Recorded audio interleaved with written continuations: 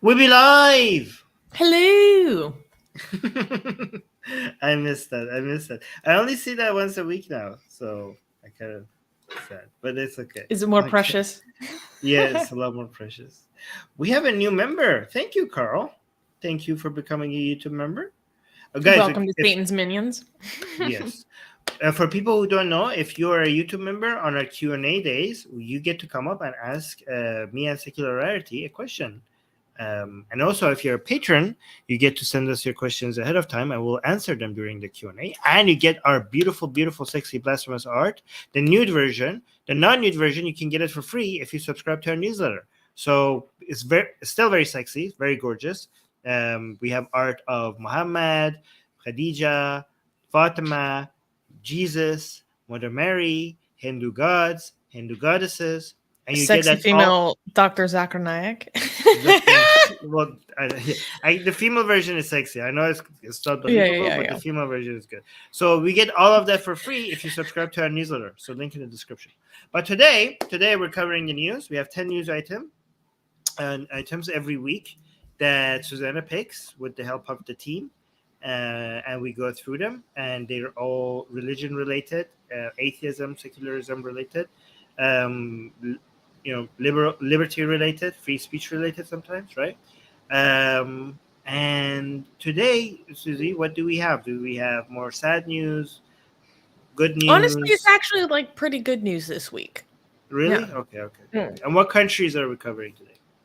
We have, well, of course, we start off with Iran because, that's what we're doing now. We always have one headline story from Iran, and then we fill in people on updates that happen throughout the rest of the week.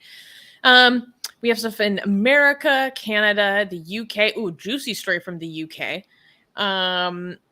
Japan, some scandalous stuff in Japan. Actually, 2 stories from Japan. And yeah, those are the big ones. 2 stories from Japan? Okay. Guys, tell us in the live chat where you're watching from. I'll try to highlight them. Like this one, Shreya is saying hi from India. And then we have from South Africa. We have a very international audience. So if you let us know, if I see in the live chat where you are from, I will try to highlight them. Oh, hi from Brussels, like that. Okay, so keep telling us. Tell us where you are watching from. Okay, on Facebook or on. Okay, somebody's saying for people of the Earth. Okay, Earth is here as well. Indonesia is here. Denmark is here. Paraguay is here. Look at that. That's great. We're very international. Yeah. That's like every freaking continent. Yeah, we already covered most countries. Nice. Greece, Canada, Michigan, US, UK. Fantastic. Cool. All right. Let's get started. I will keep highlighting the locations as we go. I'm not going to read all of them, but I'm going to highlight them. But you start with the first news as I highlight the messages. Yes, of course. Wait. Can we clap for the first news? Well, it's about the Shah. Oh, no. How do you pronounce no it? Clapping. Shah. Yeah. Okay. Shah. Okay. No clapping. Okay. Fair. Okay. So we covered this news. We talked about it a little bit last week, but I wanted to dig into it in more detail this week. So first news, Iranian regime tries to link massacre at religious shrine to the protesters. According to Iran's state-run media, on October 26th, an attacker opened fire on worshippers at the Shah shrine in Shiraz. More than 40 victims were injured, while 15 were confirmed dead. According to Iran's president, Ibrahim Raisi... Wait, Armin, you didn't pull up the news. Thank you. There you go. Okay. According to Iran's president, Ibrahim Raisi, the recent riots related to Mahsa Amini's death empowered ISIS to carry out the attack. Many in Iran, already familiar with the regime's brutal practice, are not buying Khamenei and Raisi's claims. According to Iran International, many anti-regime critics took to social media to declare their suspicions. One of the most considerable disparities was a poster released by the Iranian regime stating condolences to the people who died, posted 3 minutes into the 3 minutes after the 20-minute long attack started. The alleged ISIS post claiming the attack also contains errors in the date, and the spelling follows Persian writing rules, not Arabic standards. The Iranian regime took only 1 hour after the attack to declare the attacker was ISIS. So, Armin, I think this is really important to dig into in a little bit more detail than we did last week. So, what happened was there's a holy shrine in Shiraz, and there were people who were praying. And the timing of this is what's really important. So, in Iranian culture and also in like other Islamic practices, the 40th day after someone dies, you hold a memorial, like a second memorial for their death. And this attack just so happened to occur on the same day as the 40th day memorial for Mahsa Amini, who was the 22-year-old girl who was killed by the morality police for improper hijab, if you don't know. And so, and the memorial that happened for Mahsa was massive, absolutely massive. The regime tried to put up physical barriers so that people couldn't go, and it was in Saqqez, I believe, but people like blocked off the highways and just started walking on foot in the thousands. It was incredible. And of course, security forces came in and really tried to suppress everything, started assaulting people, just, their standard MO. And what also happened on the 40th day after Mahsa's death was that the remainder of the Metropole building collapsed, which we didn't talk about this last week. And Armin, can you give people more context about what this whole Metropole thing in Abadan is for those who don't know? I think we should focus on the Shah because that did not become a big story. The Shah thing had become a major. Like everybody was focused on this one. Okay, well, the overview is that several months ago this year, there was a giant apartment building in the city of Abadan that collapsed, basically because of corruption and poor building standards. And it killed, a ton of people. And then it just so happened that the remainder of the building fell on the same day, again, killing more people. And there are people who think that these are connected. Yeah, and here's the thing. We can't prove any of the connection here, but it's just so coincidental. And the government is milking it. You know what I mean? Like this attack on Shah Cheragh, people are saying it was not ISIS, it was the government itself. It's just like, what the hell, on the same day, so that everybody was expecting more protests against the regime to happen. On that very day, all of a sudden, there is an attack on people who are very religious, who people assume that are more sympathetic with the regime, as a way to change the narrative, to show that the pro-regime people are the victims. That just seems way too convenient.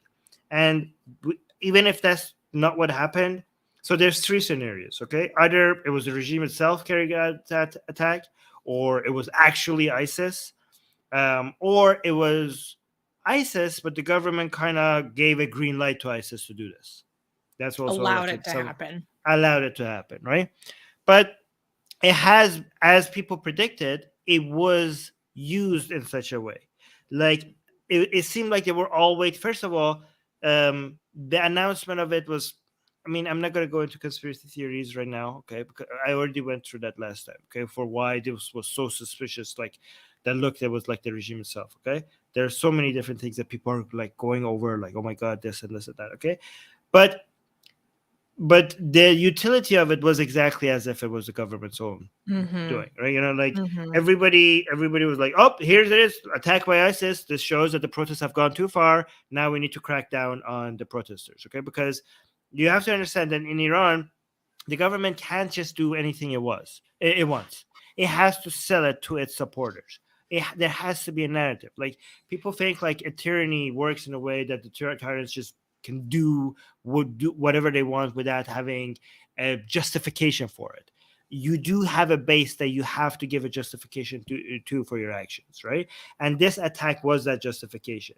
That even if some of we have good protesters and bad protesters, and the bad protesters are taking advantage of the good protesters, and the good protesters have some good points and we should listen to them, but the bad protesters are basically misusing, like the government narrative is this, that the good protesters are the people who have concerns regarding economic issues, and in this country we allow people to protest. However, there are these there are a whole bunch of degenerates who are the minority, who are using the genuine concern that the Iranian people have as a way to come ask for certain other things, which is degeneracy. And these are that's why they're against the hijab, because they're pro degeneracy. They're like, they are sex addicts and a whole bunch of young Yeah, people yeah, yeah.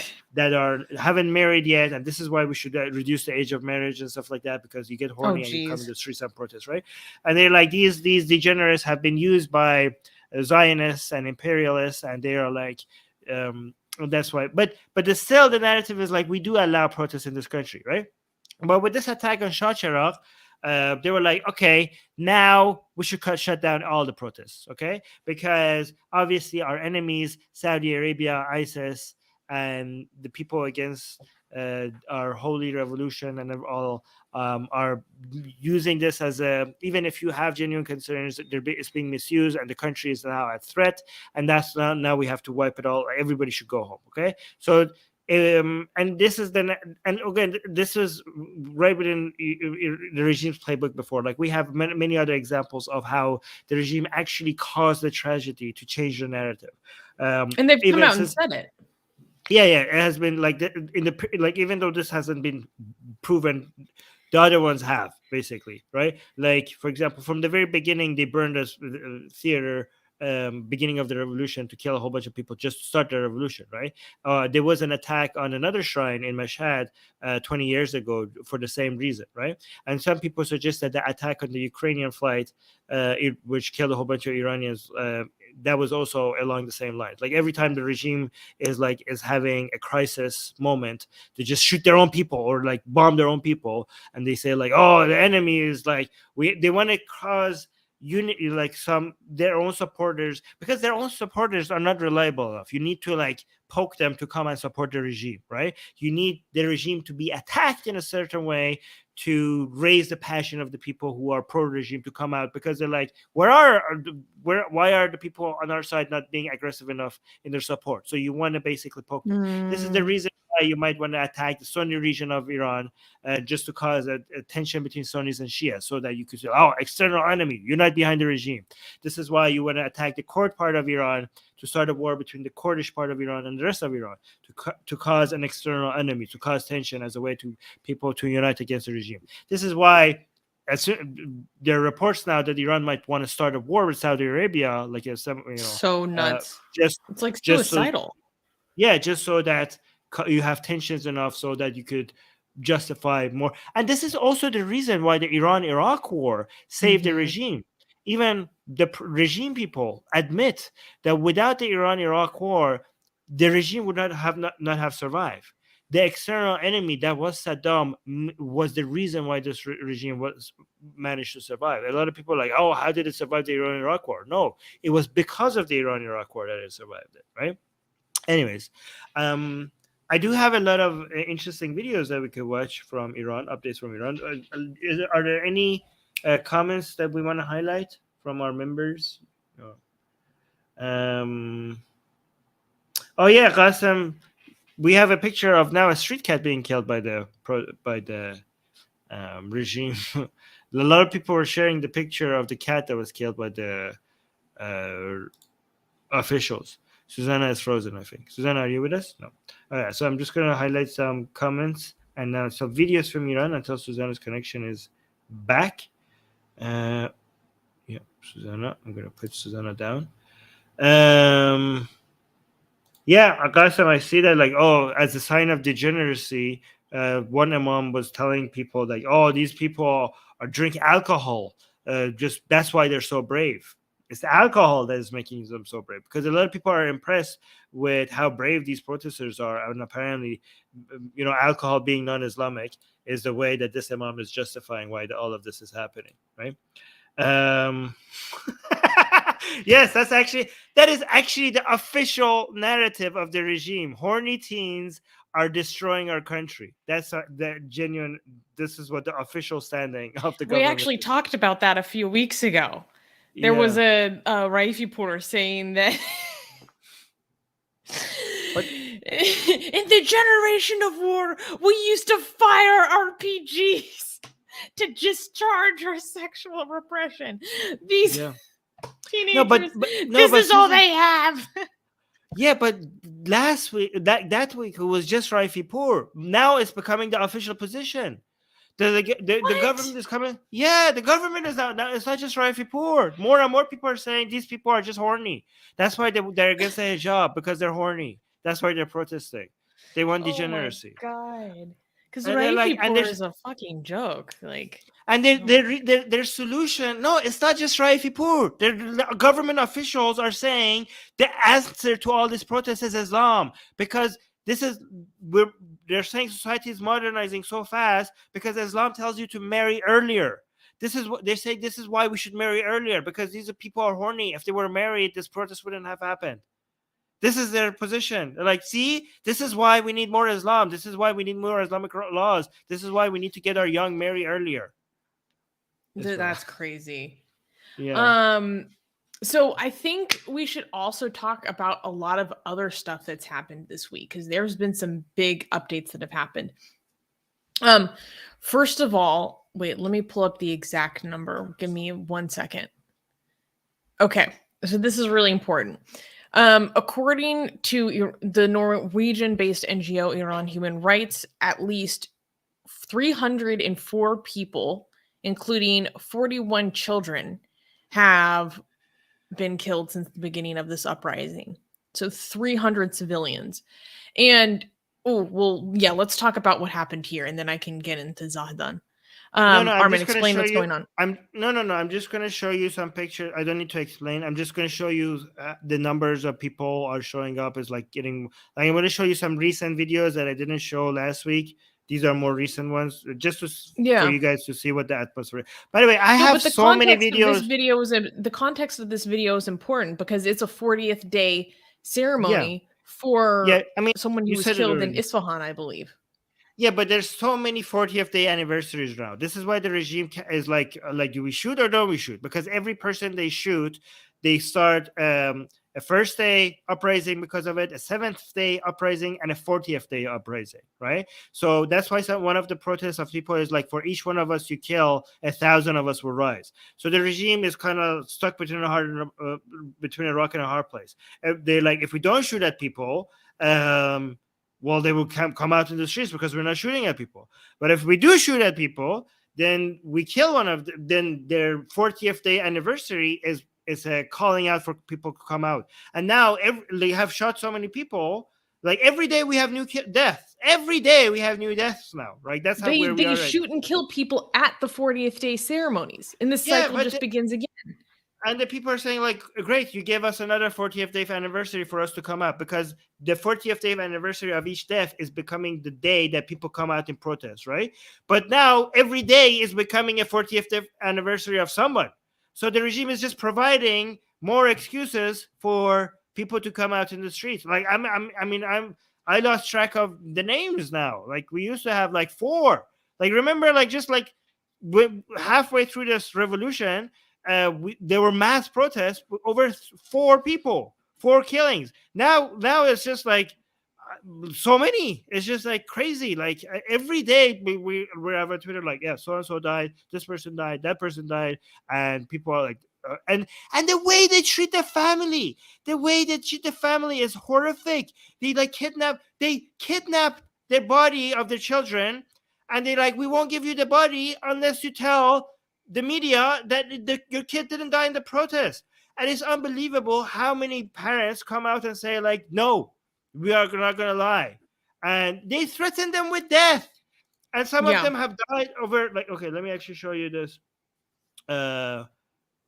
picture. You keep talking while I find the Grey picture. Jedi is also bringing up a very important point that I neglected to mention. He's saying that 300 number is only the known deaths. In reality, it's a lot more. Yes, that's a very good point, because Iran Human Rights does a lot of work to do confirmations by looking at certificates. So this number is an absolute minimum. Again, it's an absolute minimum of who we know. Oh my God, this photo broke my heart. Can you explain the context of this for people?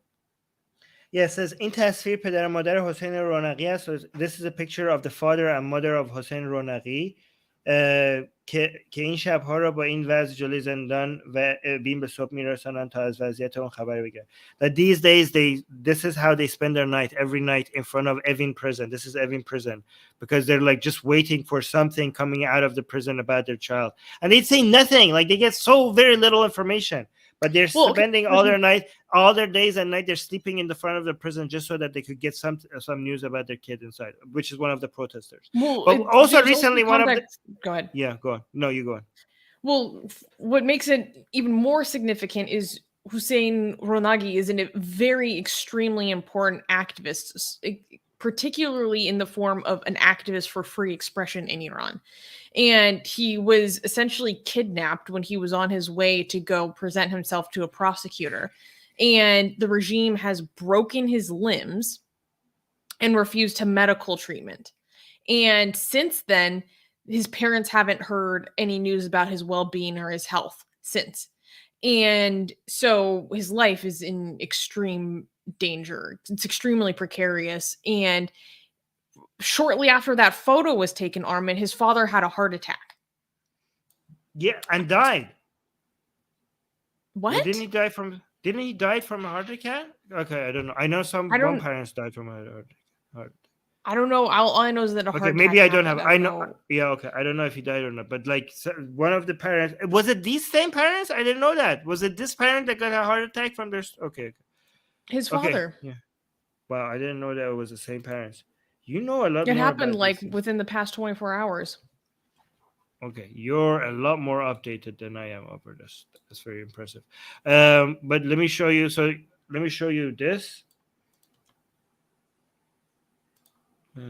Oh yeah. But there's a lot I can't show you because a lot of it is brutal. No kidding. But this is the atmosphere in front of a lot of universities these days. I'm just showing you one example. Like this is a graveyard. Yeah, but in front of this is a graveyard, but also a lot of university students like are coming out like constantly, day after day, burning hijab, protesting. But yeah, hold on, let me show you.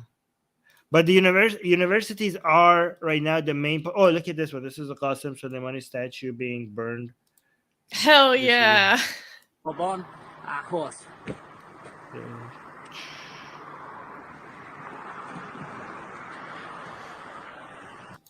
So yeah, there's just like let me show. I think I can show you this one because there's a lot of images that are coming out of Sistan Baluchistan, this is one of them that I can't show because there's a lot of blood and a lot of shooting. But just so that you could get an understanding of the kind of the war zone that we're dealing with in Sistan Baluchistan, which is like a Sunni part of Iran. Jesus Christ. Well, and to provide more context, what's happening in Zahedan is, so on September 30th, after Friday prayers, people had left Friday prayers to go protest in front of the police station because a high-ranking police officer was accused of R-wording, I can't use the word because of YouTube, R-wording a 15-year-old girl. And at this protest, essentially, it was just an insane massacre. At least 90 people died, at least, as a result of the crackdown from the regime. There are even reports of security forces shooting people from helicopters. So, and many people think that it was pre-planned. I mean, I'm talking like shooting 16-year-olds from rooftops with snipers, like this level. And so what's happened since then is that basically every Friday, at the end of Friday prayers, it becomes another demonstration and another protest against what has now been dubbed Bloody Friday. And each week, it's the same. Just this last Friday, there was another Bloody Friday. 2 days ago, another Bloody Friday of 16 people, at least 16 people just getting massacred in the streets. It's absolutely crazy.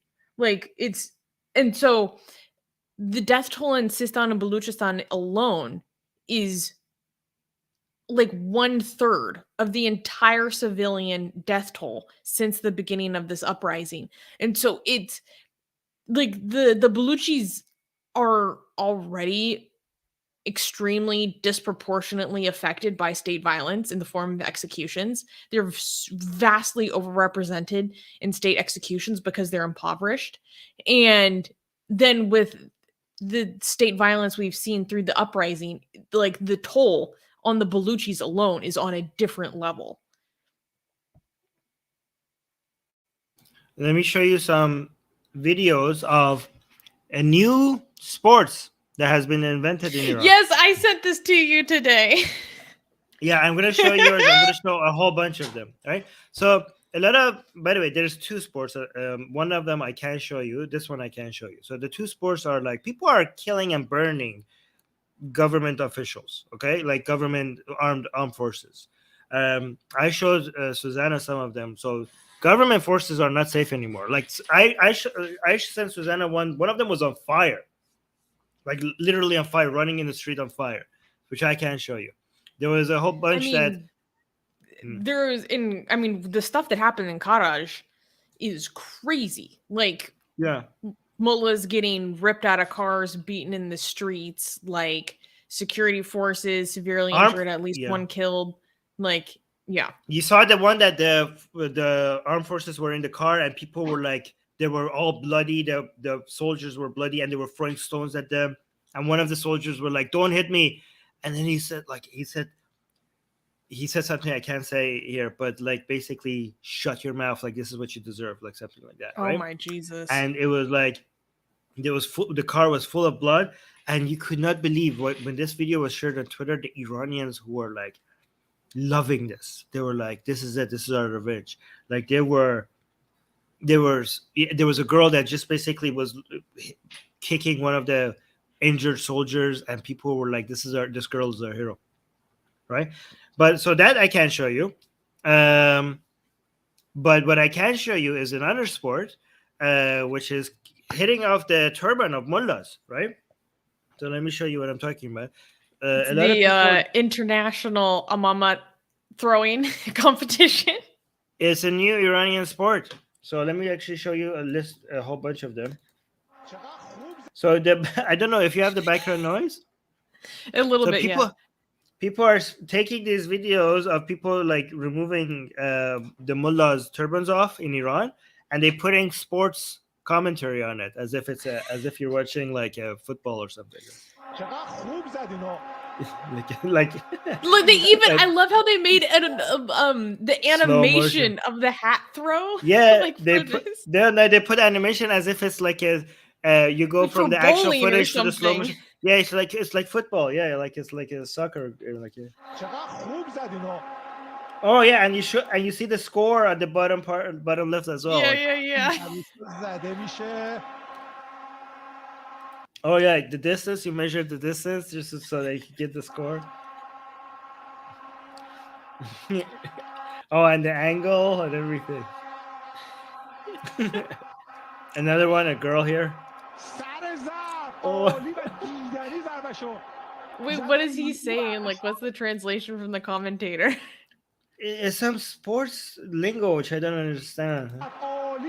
Oh, Sarazang, like right at the ring, right at the ring of the bell. Like it's like beautiful. It's perfect.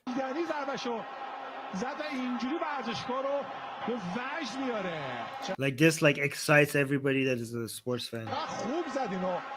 Like, well, she did a perfect job, perfect hit. Like it was unique. It was a unique move. I have more. Do you want to see a lot more of this? I have a lot more of this. Wait, this is the one video that I sent you. This is my favorite. Yeah, but after this, I have a lot more. But I also want to show you how they're like countering this, okay? Because it's really funny. So for those who are listening, what you can't see is like B-roll of a bunch of young seminarians holding their amamats, but then there's also like a drop-down menu of the different cities in Iran, like Mashhad, Rash, Tehran, Qom.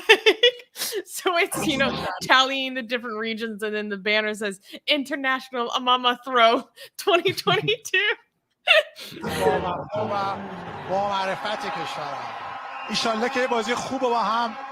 Oh, he's coming up from behind.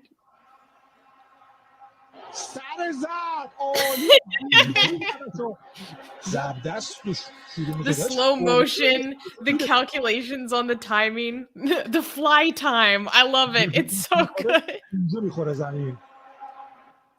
Another one.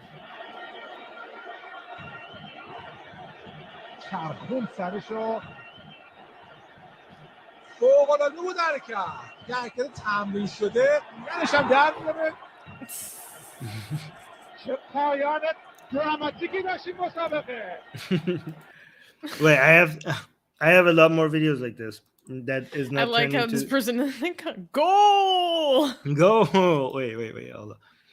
I'm going to show you 2 more videos. Oh, 3 more videos, but also how the mullahs are fighting back. Okay. Mm-hmm. Wait. Yeah. So these are a whole bunch of schoolgirls who threw the turban off, and look how excited the girls are. These are schoolgirls.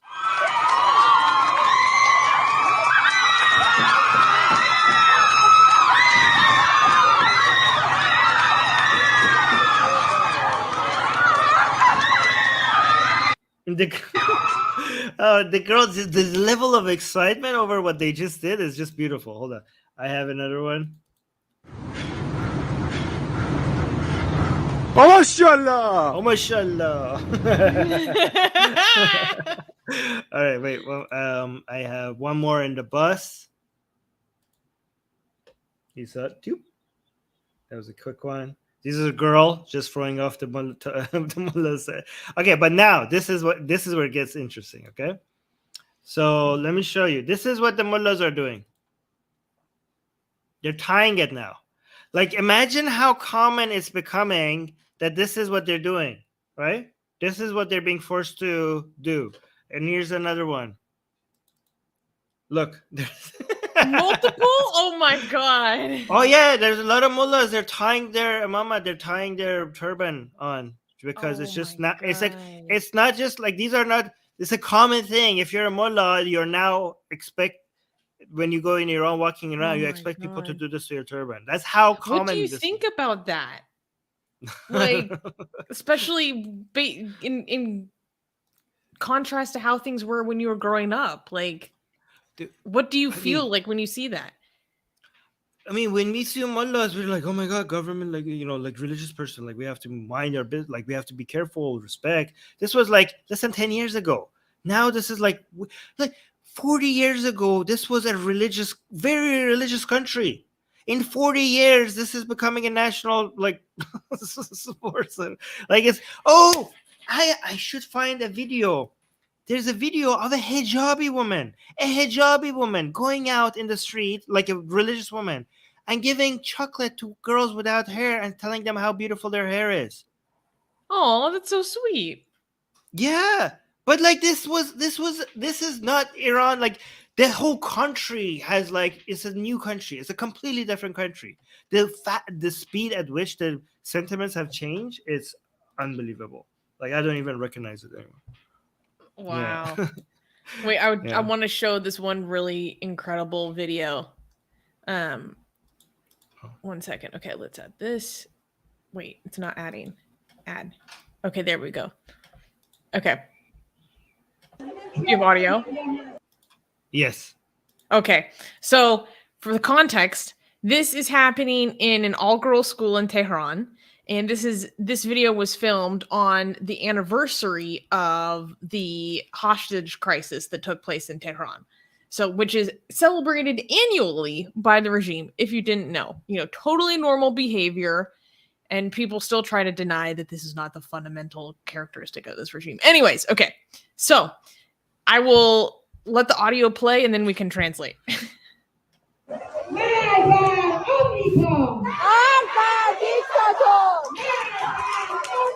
Oh my god.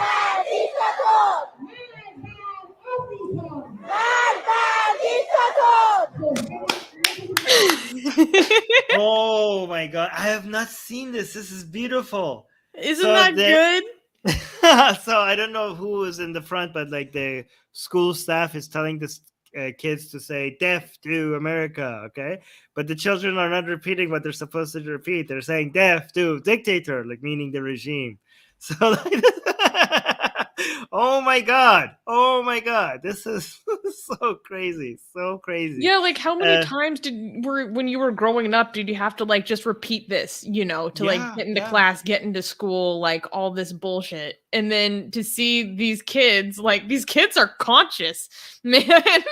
But when I was these kids' age in Iran in school, I could not even imagine question. I could not even say, like, I don't want to say death to America. Like that would like get me in trouble, so much trouble. These kids are like not like they have no chill. They have no chill. But again, they have no chill. Well, like it's not like the government is not doing anything. Like they're getting in trouble. They're getting shot in the face. Okay, in Beaten the to death. face. I can't show you the things I can show you, but it's not like these kids are brave because nothing is happening. They're so much is happening. Like I don't, Susanna. There's like a video I wanted to. I wish I could show.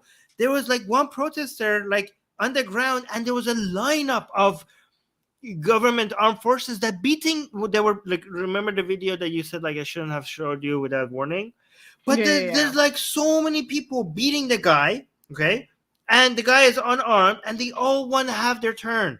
And I'm like, how the guy is like dead? Like, what are you doing? You're beating the dead man. And they all like pass and they keep beating him, and the next person comes and they beat them as if like, oh no, I need to have my share.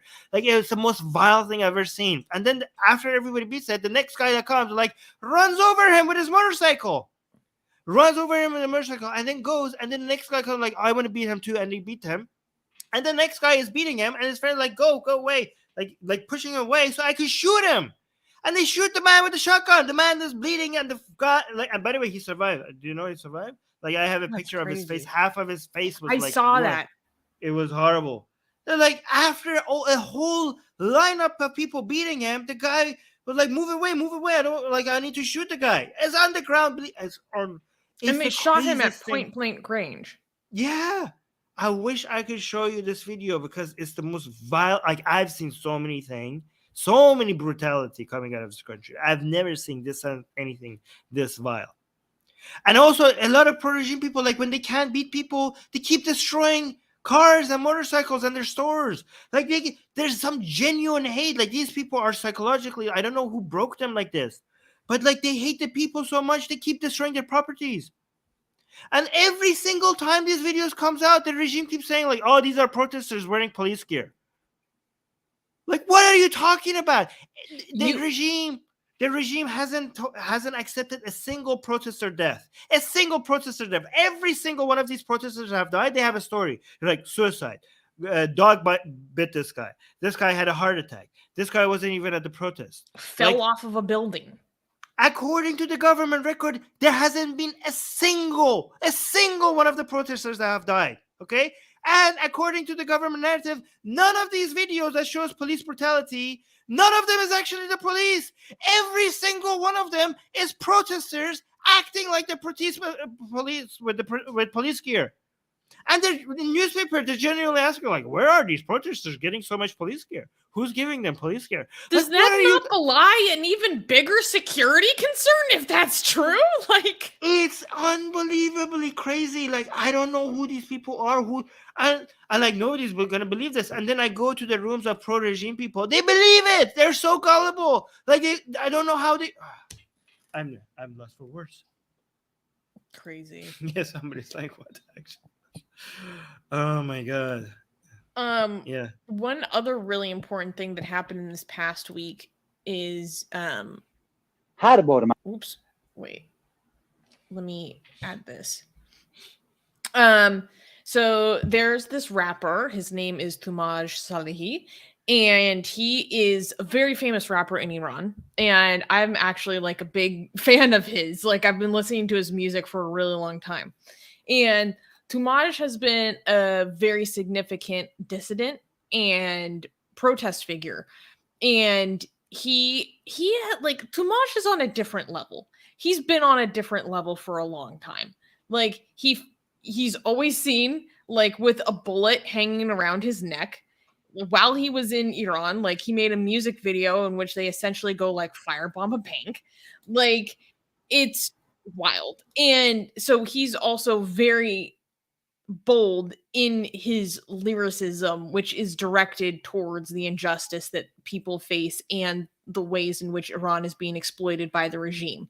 Like, he has his most famous song is basically about how regime insiders are going to have to go find rat holes because their time is up. They're going to have to go hide in rat holes. Tamaj also has been like just straight up posting videos of himself in the streets engaging in leading protests just on his own Instagram while living inside Iran. Like, it's wild. And so he was recently arrested.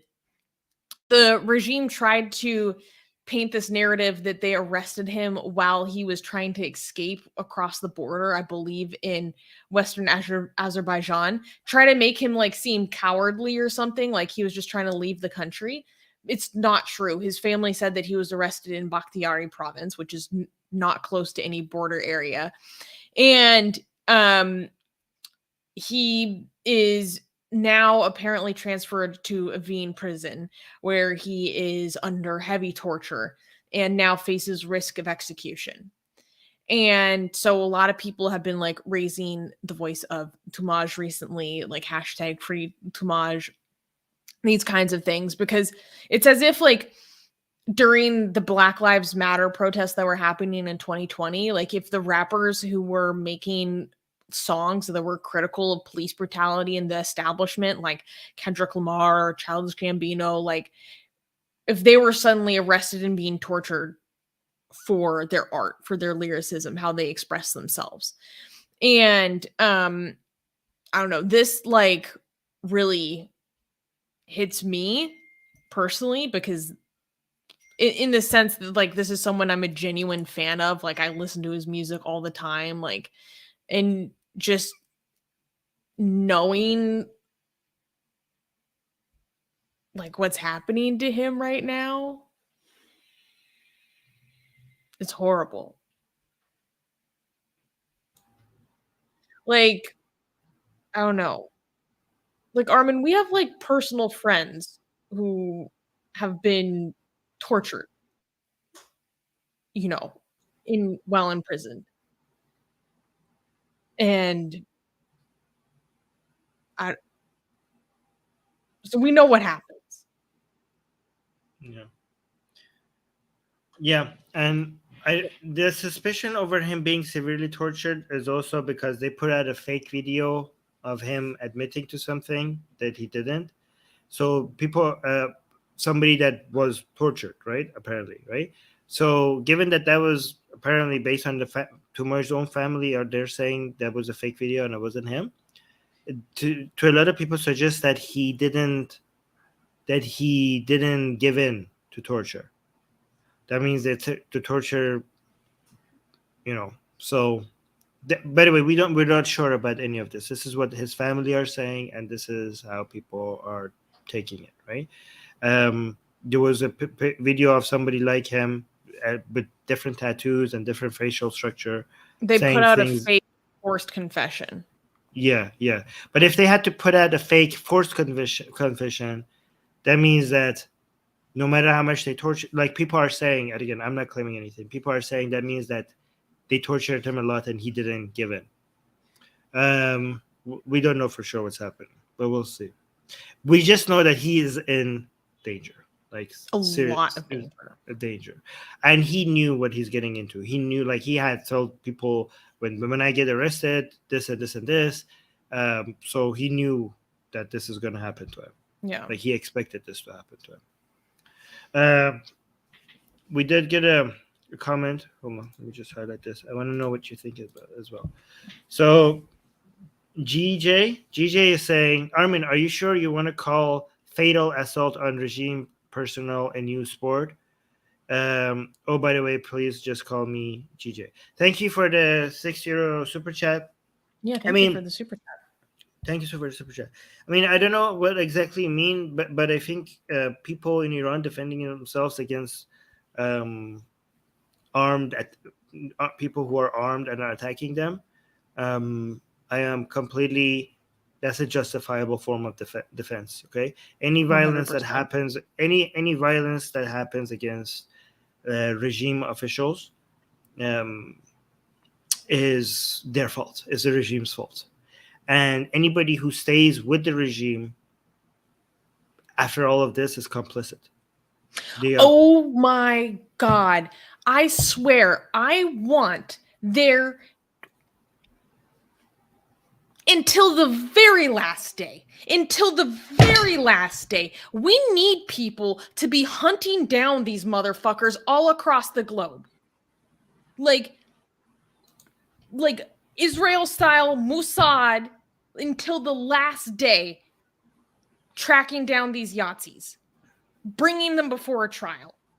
Because we already know, based on reports, that there are insiders and their families applying for visas in Sweden, applying for citizenship and passports in Germany, UK, They're trying to move their assets. They're trying to leave. They're trying to liquidate stuff and flee the country.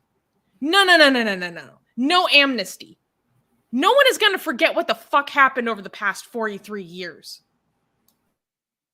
So what Susanna is referring to is what Israel did to, I'm just gonna say it, to Nazis after World War II ended. Mossad agents went and found where these people were hiding after the fall of the Nazi regime, right? And they brought a lot of them back to Israel to stand trial, right? And they do it to this day. People in their 90s. Yeah. On their deathbed, to this day, they're bringing them in front of a trial, in front of the court. Yeah. No, we're not letting you forget. We don't forget and we don't forgive. What the brutality, the cruelty that you enacted, it's unforgivable. Yeah. And this is true for anybody that works for the regime right now, not just the people, not just the armed forces. Like, this is an evil regime that is extremely brutal to his people. So any form of anybody that is right now supporting this regime to this point or is associated with them is complicit or party to a crime. Yeah, exactly. Nazis in Argentina, for example. Yeah, they're already by the way, there's already reports of a lot of regime people looking for Canadian passports, UK passports, trying to move assets out of Iran, which I don't know what this means, but a lot of people are suggesting that means that they themselves are not sure if the regime is going to survive. They must know something. I don't know. Yeah, we'll see. Okay. Did I answer the question, by the way? Yeah. So yeah, I do feel like it's a sports, and again, it's justifiable defense. This is war. Okay. We're in the middle of war. The Iranian people have been taken hostage, and they're trying to free themselves. What I compare it to is, like, imagine if you had like an account of a French taking out an SS agent.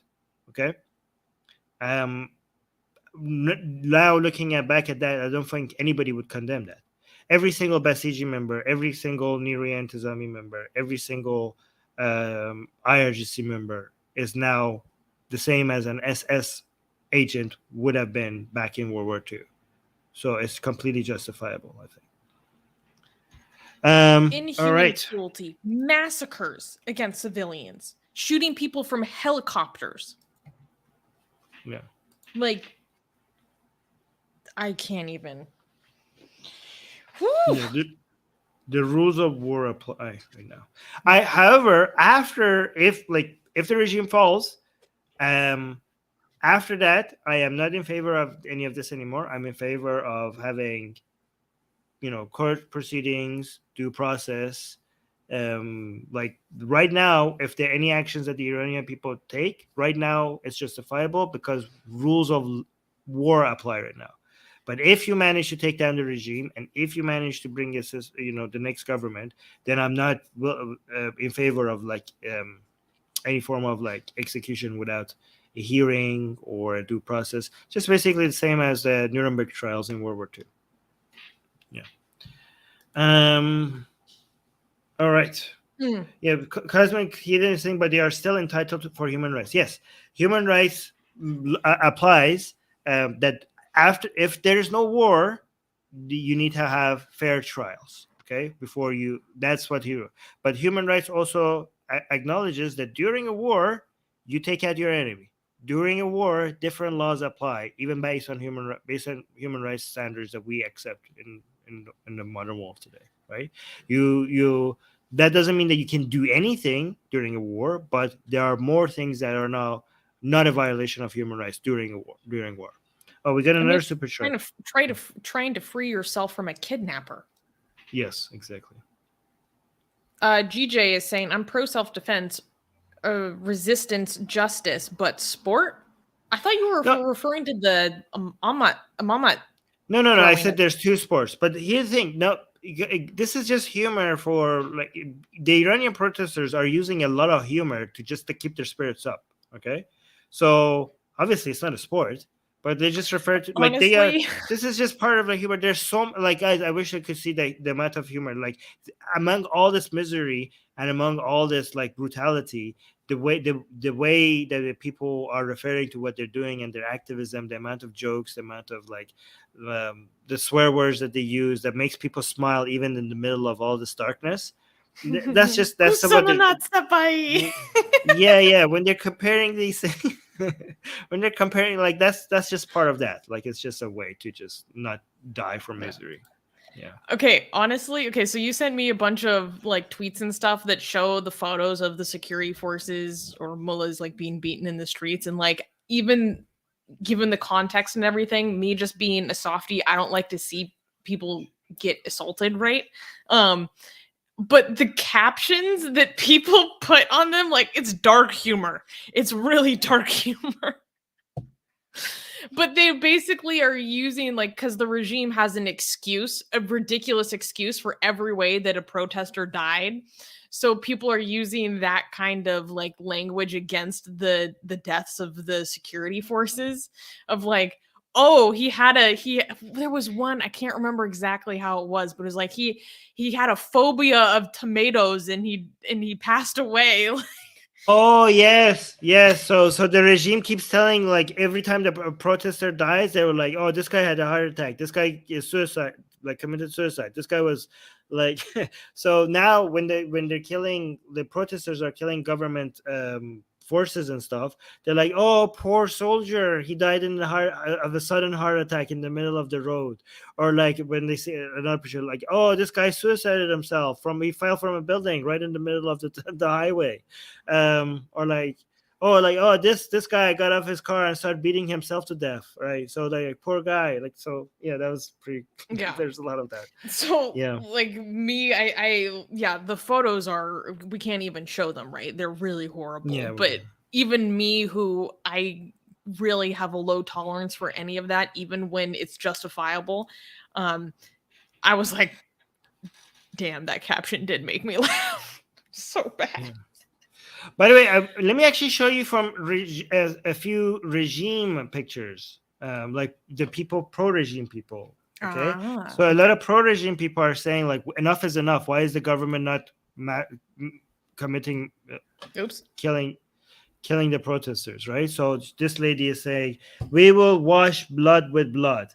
Like the regime needs to go and kill the protesters. Like it's a payanama masha. Like enough. Treating the protesters with hand glove, kids glove. Oh my god! Like enough. Why is the regime not just like massacring these people, right? Wow. Like okay, and hold on, let me actually see another one. This Full is mask like off moment. Okay. Yeah, this is one of the regime soldiers who died by protesters, and they have a picture of Hussein crying on top of him. These are by pro-regime people taking stuff like, yeah, Hussein is like crying over one of the martyrs. Yeah, they're saying these are the martyrs. And let me show. Oh my god. This is another pro.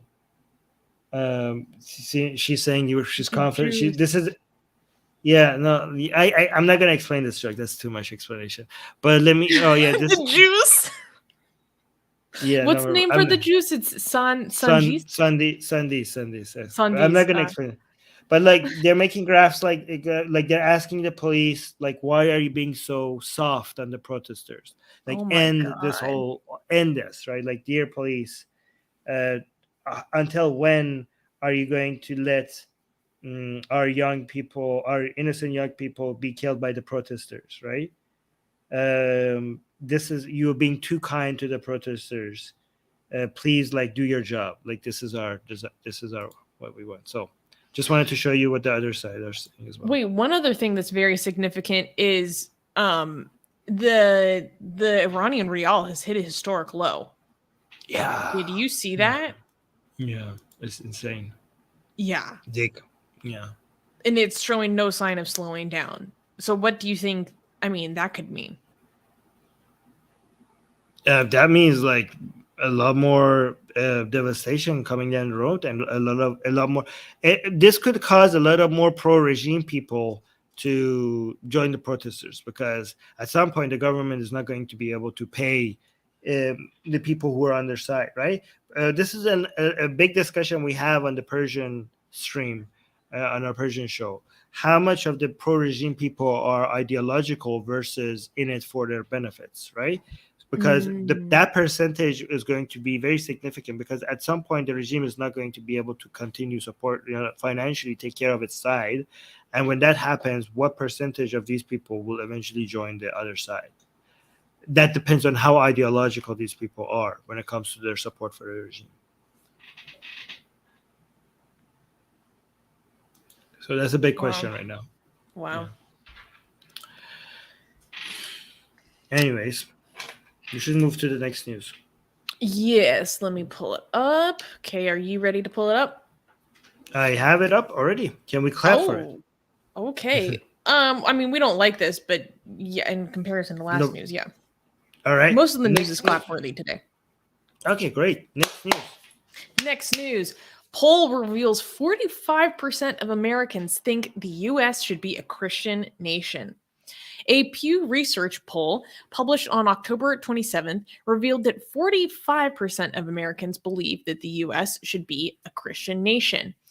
The research shows that 60% of Americans believe that the founders intended the USA to be a Christian nation. 33% believe that it is a Christian nation right now. More than half of the respondents who want or already believe we have a Christian nation say the federal government should not declare it so, nor advocate for Christian values. 39% think the separation of church and state should be enforced. Christians Against Christian Nationalism launched in July of 2019 and stated, quote, Christian nationalism demands Christianity be privileged by the state and implies that to be a good American, one must be Christian. It often overlaps with and provides cover for white supremacy and racial subjugation. We reject this damaging political ideology. Christian nationalists, though minority, hold extreme views, such as imposing biblical mandates and total abortion ban no matter the circumstances. So I thought that this was really interesting and important because a few weeks ago, we talked about how there was a poll that revealed that the majority of Republicans think that the US should be a Christian nation. And some of them even know that it violates the Constitution, but still want it anyways. And but that was like focusing on Republicans, right? And more of a breakdown between their religious affiliation, like evangelical versus Catholic, mainline Protestant, etc. But this is a reflection of Americans in general, not just Republicans. This is across the spectrum. And 45% think that the US should be a Christian nation. Armin, your reaction? Okay, this is crazy. This is insane. 45%. I would have never got Of those thought surveyed. that. That's crazy. Okay, Hamid Mehta is saying the bad news: 45% of Americans think the U.S. should be a Christian nation. The good news: they completely disagree about what that means in practice. Okay, that's good. My takeaways. Okay, so, but here's the thing: like, I am really scared. The United States, like, in this next elections coming right now, I don't know what's going to happen. Is Trump going to become the president again? Like, we're losing United States to far right Christian nationalism, and if we lose the United States, like, that's hugely going to swing everything towards uh, La La Land, like crazy nonsense. Like, we had a major, like, in the past 2 years, we saw a back to sanity in the world, like liberalism, liberal powers coming together and uniting and trying to make this world a lot more peaceful and better. But if we lose United States to this force that is now, like, if they come into power in this next elections for Senate and Congress, they could change election laws in a way that they will always remain in power. And this is like a major threat, not just to the United States. That's a major threat to the whole planet. Like, every person in the whole world should be terrified about this. We will lose the rule of sanity. Like, we will lose so much in the world if this happens. But go on, Susanna. Well, part of the thing that's really interesting is, like, so we have, 45% say that the US should be a Christian nation, but when asked about that, what that actually means or how that would be enforced, there's a lot of nuance and variability. So, quote, even those who believe America should be a Christian nation generally avoided hardline positions. Most of this group, 52%, said the government should never declare any particular faith the official state religion. So the majority still say that the government shouldn't be officially declared a Christian nation in the same way like a theocracy is. Only 28% said that they wanted Christianity to be recognized as the country's official faith. Similarly, 52% said the government should advocate for moral values shared by several religions, compared to 24% who said it should advocate for Christian values alone. Those are some really still high numbers, and they're very motivated when it comes to the problem. Also, is that a lot of these people are very motivated when it comes to their political activism, much more than people on our side. Yeah, Extremely so. It's enough of a percentage for you to be able to change election rules enough for them to always come on top. I mean, you see, in a country where most people agree abortion should be legal, you still have found them managed to do something that is not, right? So, they only need 20% if they could change enough the laws enough. Yeah. But I just got go on. Oh wait. Oh yeah, let's super chat. Zagres just gave it $5 for my jizya. Thank you. Are you you have to make sure you give your jizya to me in humiliation. Like, you have to be humbled while you give it to me. So make sure that's how it works, right? So but thank you, Zagres. Wow. That's the Thank you. So, okay. Wait, if you go into the show notes, there are two images I wanted to show that break down the polling in a more visual way, which I think helps put this into perspective for people. Oh my gosh, Bread of Life is here. Hi, Rebecca. How are you? It's good to see you again. D is saying there are two very different realities here with the big lie believers. Most politicians are spouting Bible verses now. Florida's DeSantis recently declared God created him on the 8th day. Did he seriously say that? Oh my God. That must be a joke. Yeah, but still. That can't be real. That's bold. Okay. So, among those who want the U.S. to be a Christian nation, upward of half say the Bible should influence U.S. laws and take precedence over the will of the people. So here it says, of the percentage of U.S. adults who say that they want America to be a Christian nation, the Bible should have a great deal or more influence on some U.S. laws. So that's 78%. And then if they conflict, meaning if American law conflicts with biblical law, the biblical law should take precedence over the law of the land and the will of the people. That's wild. Rebecca in the live chat, who's a Christian, by the way, go check out her channel. It's called Bread of Life. Is saying it's so frustrating to me that some Christians believe the big lie. She says embarrassing. That's right. That's good. I mean, it shouldn't be embarrassing to you though. But thank you. Mm-hmm. But this is good to show that not all Christians think like this. Of the American adults who say that the U.S. should not be a Christian nation, 79% say that the Bible should have little or no influence on U.S. laws. One thing that shocked me, though, is based on this polling, 7% of atheists said that they want the U.S. to be a Christian nation. Yeah, I know. Actually, these are like the, I don't know, Jordan Peterson or fans or Andrew Tate's fans. Oh, well, not anymore, actually. That's Islam now. But kind of like a whole bunch of far-right atheists think like, Christianity is loony and all, but it's what's holding our country together. Kind of like we're like how we should structure society. This is the identity. People are not smart enough as me to understand that religion is nonsense. We need religion to keep everything together, especially if the only force that is powerful enough to stand against something like Islam is Christianity.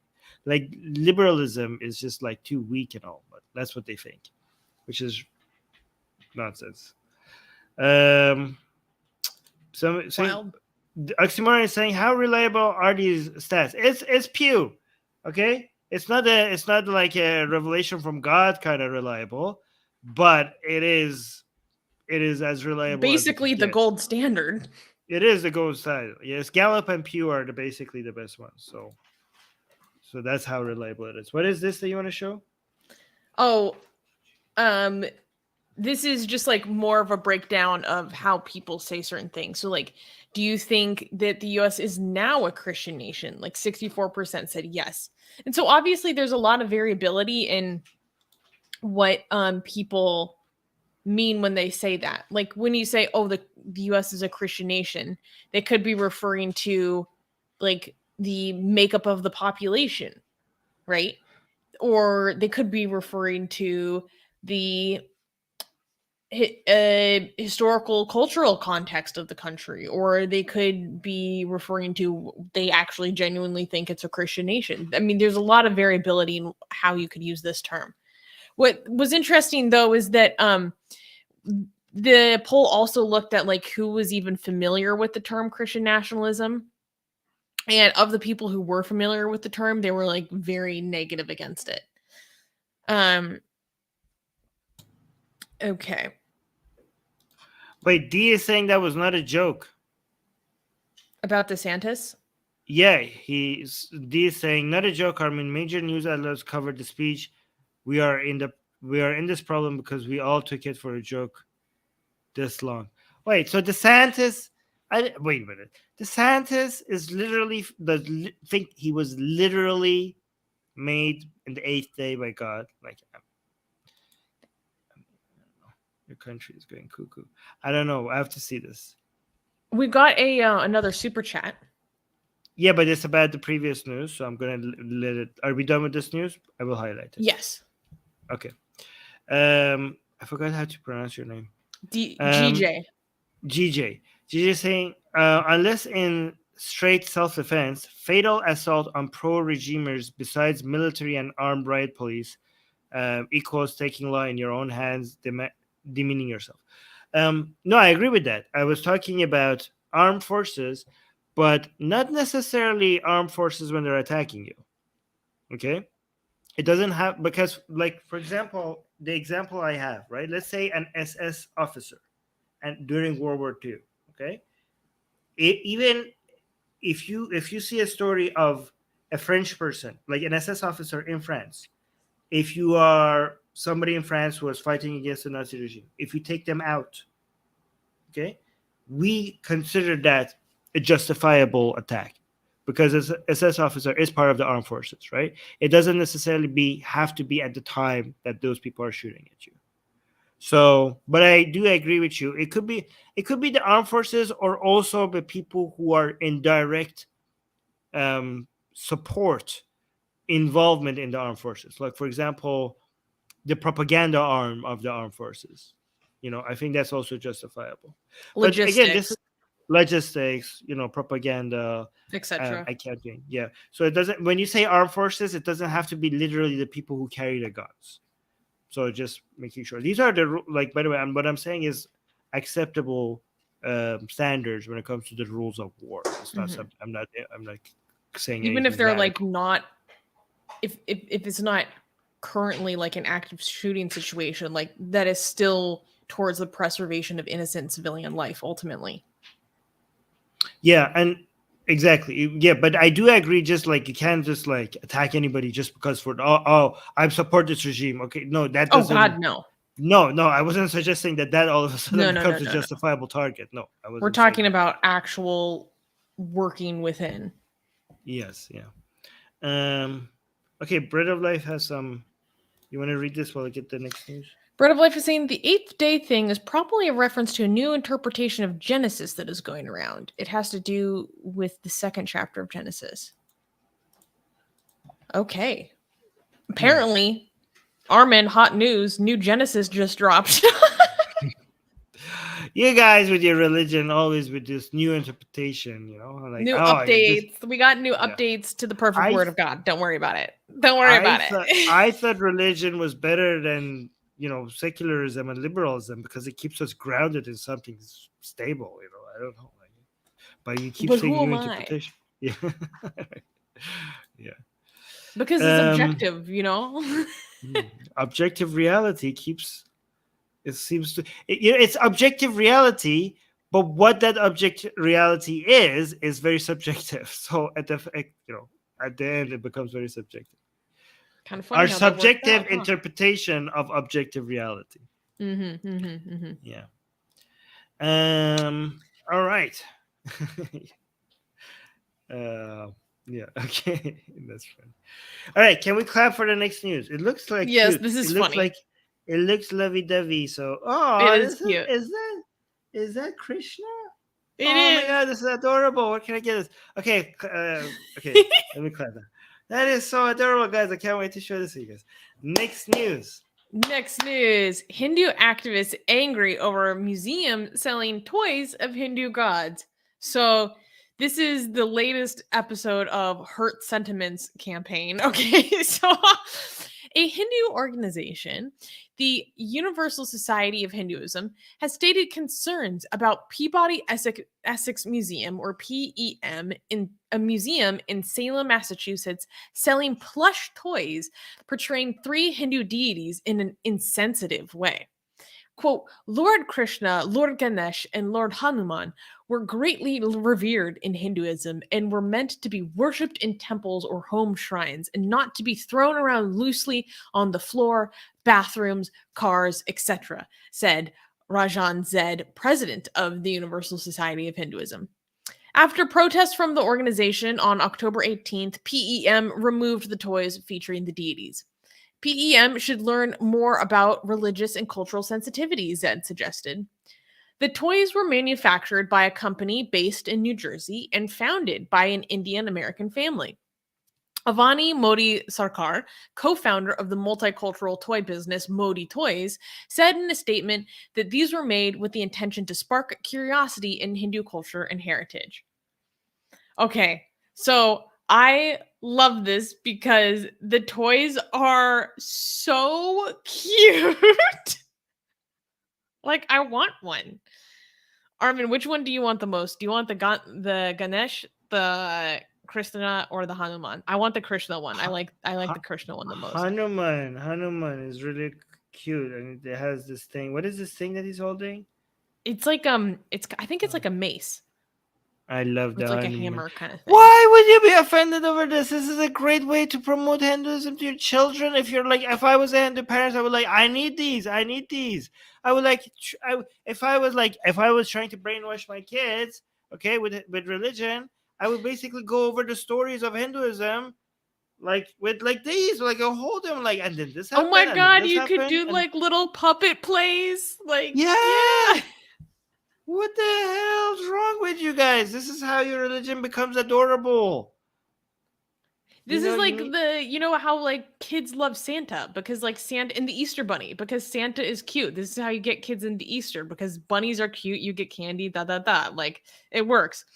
But one, I love the toys. They're so cute. Guys, let us know in the live chat which god or goddess would you like a plushie of. Oh my But go god, on. Gasian American is saying, I would have killed to have a stuffed Monkey King.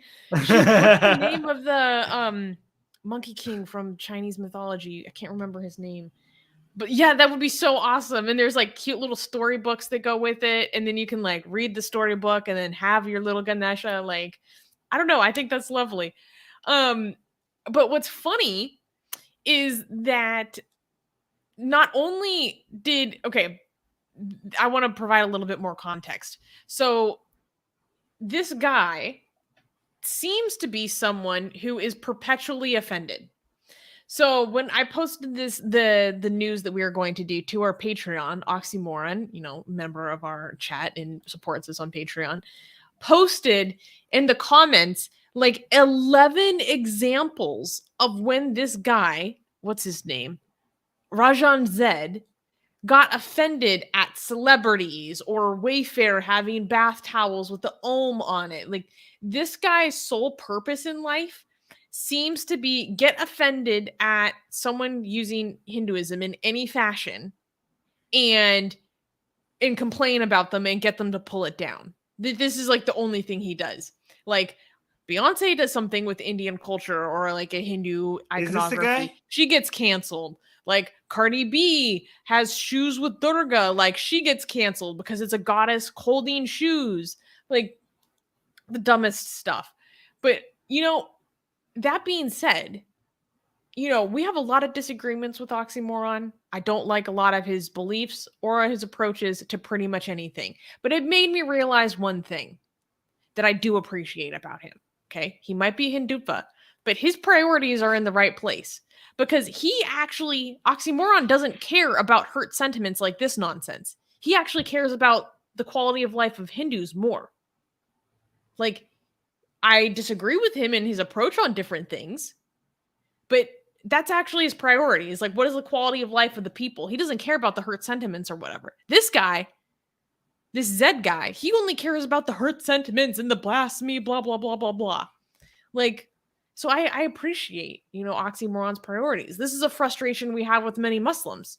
Like, they care more about insult to the prophet than the legitimate, like, devastation or brutality that Muslims are facing in, like, China or India, blah, blah, blah. So, shouts out to you, Oxymoron, to having your priorities in the right place. One thing that I also thought was very funny about this news story is that the Hindu American Foundation, which we've talked about a lot on this channel, that we're not really a big fan of. I think they're, kind of Hindufa aligned. That's where their priorities are. Even they came out, they were contacted for comment about this. Even they came out and they're like, yeah, there's nothing wrong with these toys. They're like, no, these are fine. I'm surprised it took them this long. Like, why? Like, we have more than 1 billion Hindus. You're telling me it took them till now to have plushies of their gods and goddesses? I mean, not even goddesses, just their gods. Where are the goddesses? But missed opportunity. No, like it took. Like, why is this a new thing? You have avoided making these for 1 billion people. Do you know the market size of this? Do you know how many people would? Oh my god. Armin's like, let me help you market your religion better. I mean, we have Jesus action figures, we have Jesus toys, we have the nativity scene. What's wrong with this? Like, even based on your religious standards, this shouldn't be bad. It's cute. Look at it. Well, I I don't mean, and maybe understand. we had to wait until the Indian American family to make it, something about like the American crossover, I think might have been part of it. And the whole barrier of the constant hurt sentiments definitely played a role into why we didn't get this sooner. But the funny This is thing why they is, hate our art as well. The art we make, even though we make our gods yeah, look better than they exactly. actually are.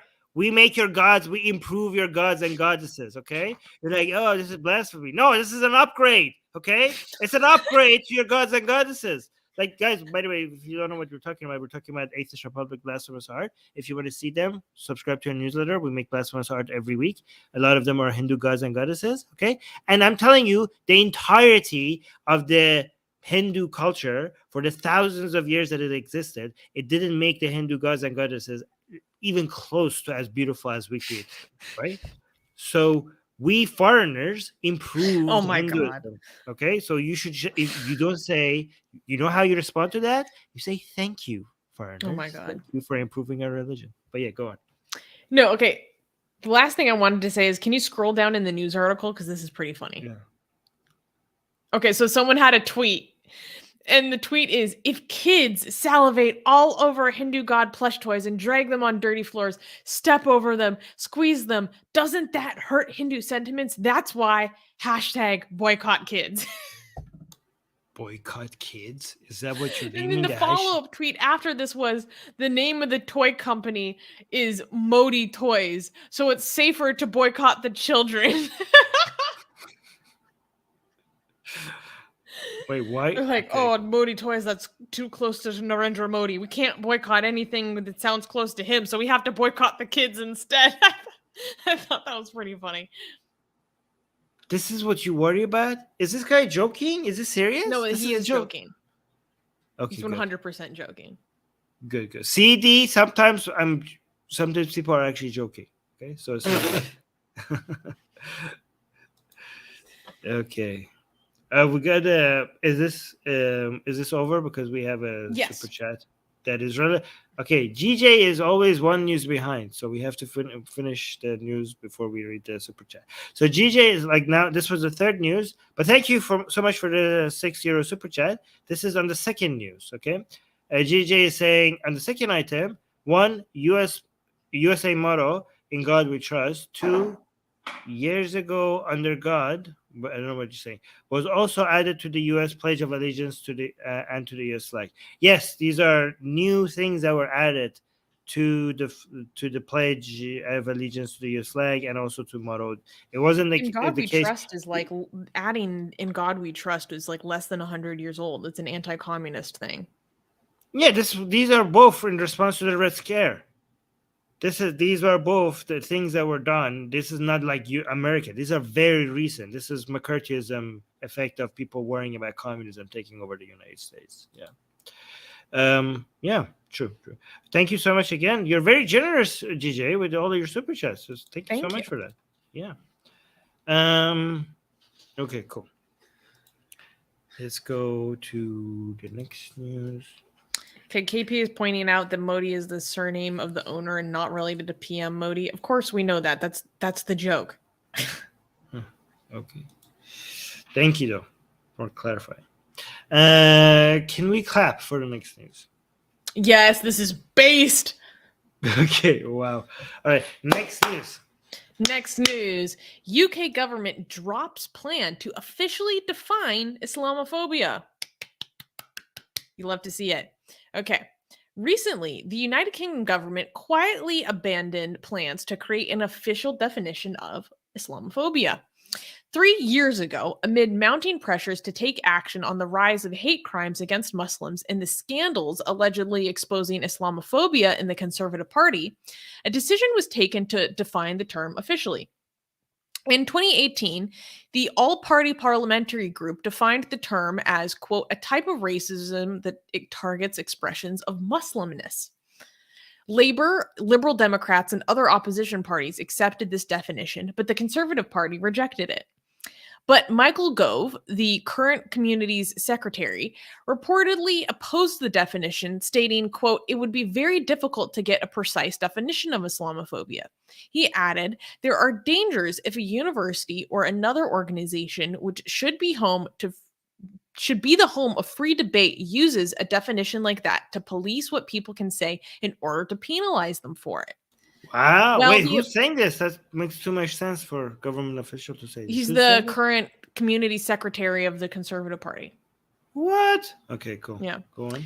Well, the abandonment of the plan received criticism from various British Muslim organizations. Some MPs from both Labour and Conservative parties and many ex-Muslim individuals and organizations supported the move. I wish it wasn't coming from a conservative, but okay. Yay. That's where we are in the UK right now, okay? We have to take it. Oh, yeah, actually, UK conservative. Yeah, I mean, conservatives usually have bad arguments for these things, but this is genuinely like credit where credit is due. Like, this is genuinely the reason why you shouldn't have these things. However, I do want to highlight the fact that anti-Muslim bigotry is a real thing, okay? Yes. And should be challenged, okay? Mhm. This Islamophobia nonsense is not the way you challenge that. Exactly. Yeah. Well, and that's what's really important here because a little over 40% of all hate crimes that happen in the United Kingdom are against Muslims. And it's the largest percentage of any group that experiences hate crimes. So that's very significant. And that is something that genuinely does need to be addressed. And the state does have an interest in addressing this, right? But using the term Islamophobia to go about tackling this is really counterproductive. And I don't understand why existing terminology for religiously based hate crimes is not sufficient. I'm okay with them adding new rules that makes us focus on something that's a problem, okay? That's not what I'm saying. I'm like, why can't you just use the language that we already have? Because sometimes you need to add extra language because something is a specifically problematic issue. But to your point, which is correct, is that the main problem with Islamophobia as a term is that it's such a disservice to Muslims because it's taking their hurt and their pain and using it instead to defend them and misdirects the attention to any criticism or any joke in expense of their religion. Like, you're like, oh, look at these people being attacked. Like, oh, let's do something about it. Like, oh yeah, let's protect Islam. Like, wait, what? Like, no, like you're using Islamophobia. It misdirects the energy, the focus, and the resources in protecting something that this whole thing started. Was not the reason. Like, at the beginning, was not the reason why we started this and initiating this whole project. You know what I mean? It's kind of like, oh, be scared of this. Like, oh yeah, this is scary, and then all of a sudden, like, no, we're moving to a different direction. Like, do you not see what we're trying to do here? Like, it uses people's genuine desire and care to protect other human beings against hate, but people who, and actually it's actually very evil. Okay, because at the same, it's not saving Muslims. It's not helping Muslims. It's protecting their feelings and it's protecting their religion. But at the same time, you draw the red lines in places where there will be a lot more crossing of it. You know what I mean? Like, any attacks on the Quran or the Muhammad or any drawings of Muhammad, all of a sudden, if you categorize all of that as Islamophobia in a way that if it was anti-Muslim bigotry, and none of that would be categorized under this umbrella, now you have a lot more excuses for raising the alarm, for and telling people that a violation has happened. So silencing dissent, essentially. Yeah, and also increases your importance because there's so many things that are Islamophobia. Less things are anti-Muslim bigotry, right? But this will make whatever institution, whatever body of people are responsible for monitoring this will become more relevant and more bigger and bigger and with bigger budgets if they were going after Islamophobia instead of anti-Muslim bigotry. So there's actually the interest of the people involved would be to be going more in line with silencing this dissent rather than protecting people. But I'm glad that, thanks to a lot of ex-Muslim activists, by the way, in the UK, okay? because this is them being involved. By the way, guys, this is what being involved in politics gets you, right? So that all the atheists or ex-Muslims are like, oh, why are we involved in politics? Why are we organizing? Why are we becoming political? Why are we creating communities? This sounds like so much like religion. Well, this is why, okay? Because these things don't happen in a vacuum. These things happen because of certain people constantly fighting to make it happen. So good job to anybody who's responsible for this. Mm-hmm. Yeah. Yeah. Do you think that this government has a responsibility to come up with an alternative phrase? I mean, the term anti-Muslim bigotry is pretty good. Anti-Muslim bigotry. Like, I think a lot of Canadians were suggesting, like, Canadian politicians were suggesting that. So I don't understand why don't you... Yeah. This guy is partially also getting criticized basically for dropping the issue in general and like not working towards providing an alternative. It's like, okay, if you don't like what the other parties have accepted, okay, but like you've been put in charge of managing this problem and you're not providing an alternative. So they feel like it's just not taking the genuine issue seriously at all.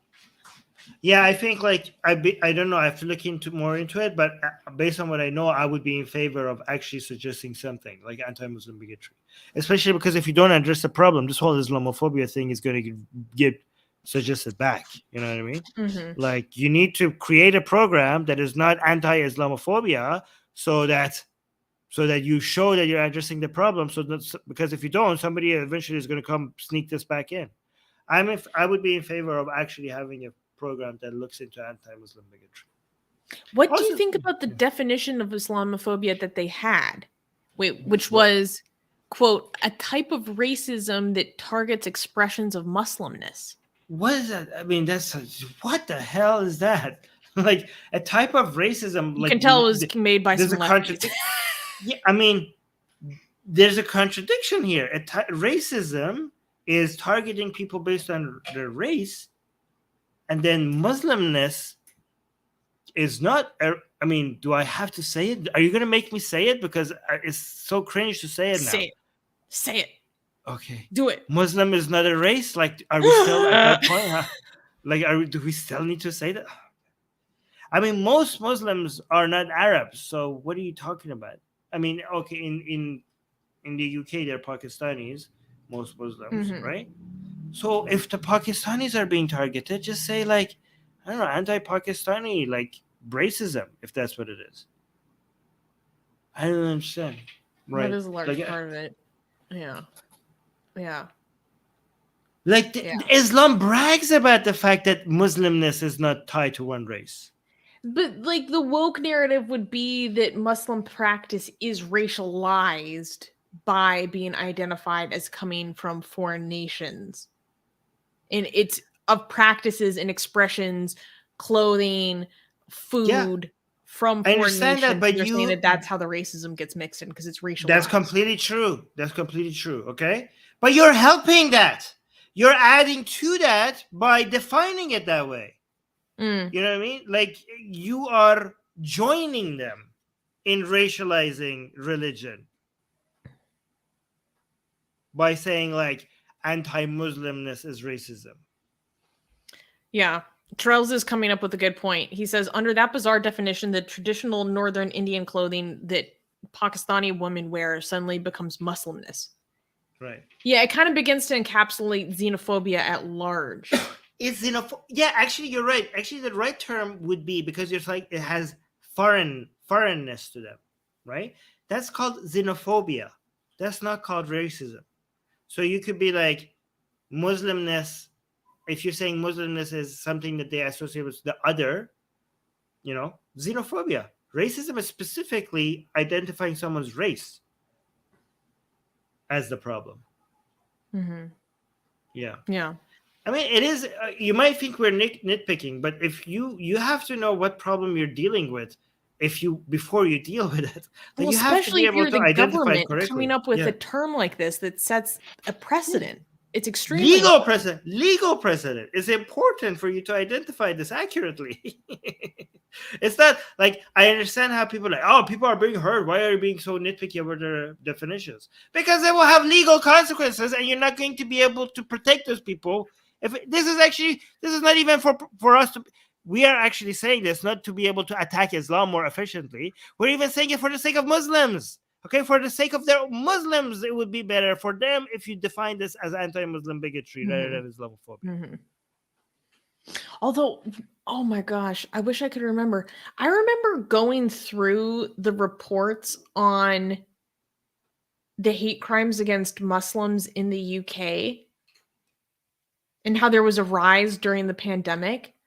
I can't remember what it was. I remember we talked about it on this show, and I actually went through the data, and some of it was like really, there were some instances that felt like such a stretch in terms of what they were defining as an Islamophobic hate crime. I can't remember the details though, but I remember like, wait, this is all getting included in the same thing? Yeah. Rebecca is saying, I've noticed that in recent years, a lot of things get called racism that are not racism. It seems that the meaning of the term racism has changed. Yeah, but I do think liberals are doing a good job at fighting back against it. Like it was going cuckoo for a while, but I think like we're like liberals are actually moving forward to like reclaiming the actual meaning of racism. So I don't know. No. Well, you know how I've been feeling lately. Yes. I understand there's still a lot of cuckoo out there, but okay. Okay, can we clap for the next news? Sure. Next news. Texas pastor calls for imposing Christian nationalist values on society. Like they're just going full mask off. Let's do it in the open now. Cool. Texas megachurch pastor Robert Jeffress, a supporter of Christian nationalism, called out to conservative Christians to, quote, impose their values on society.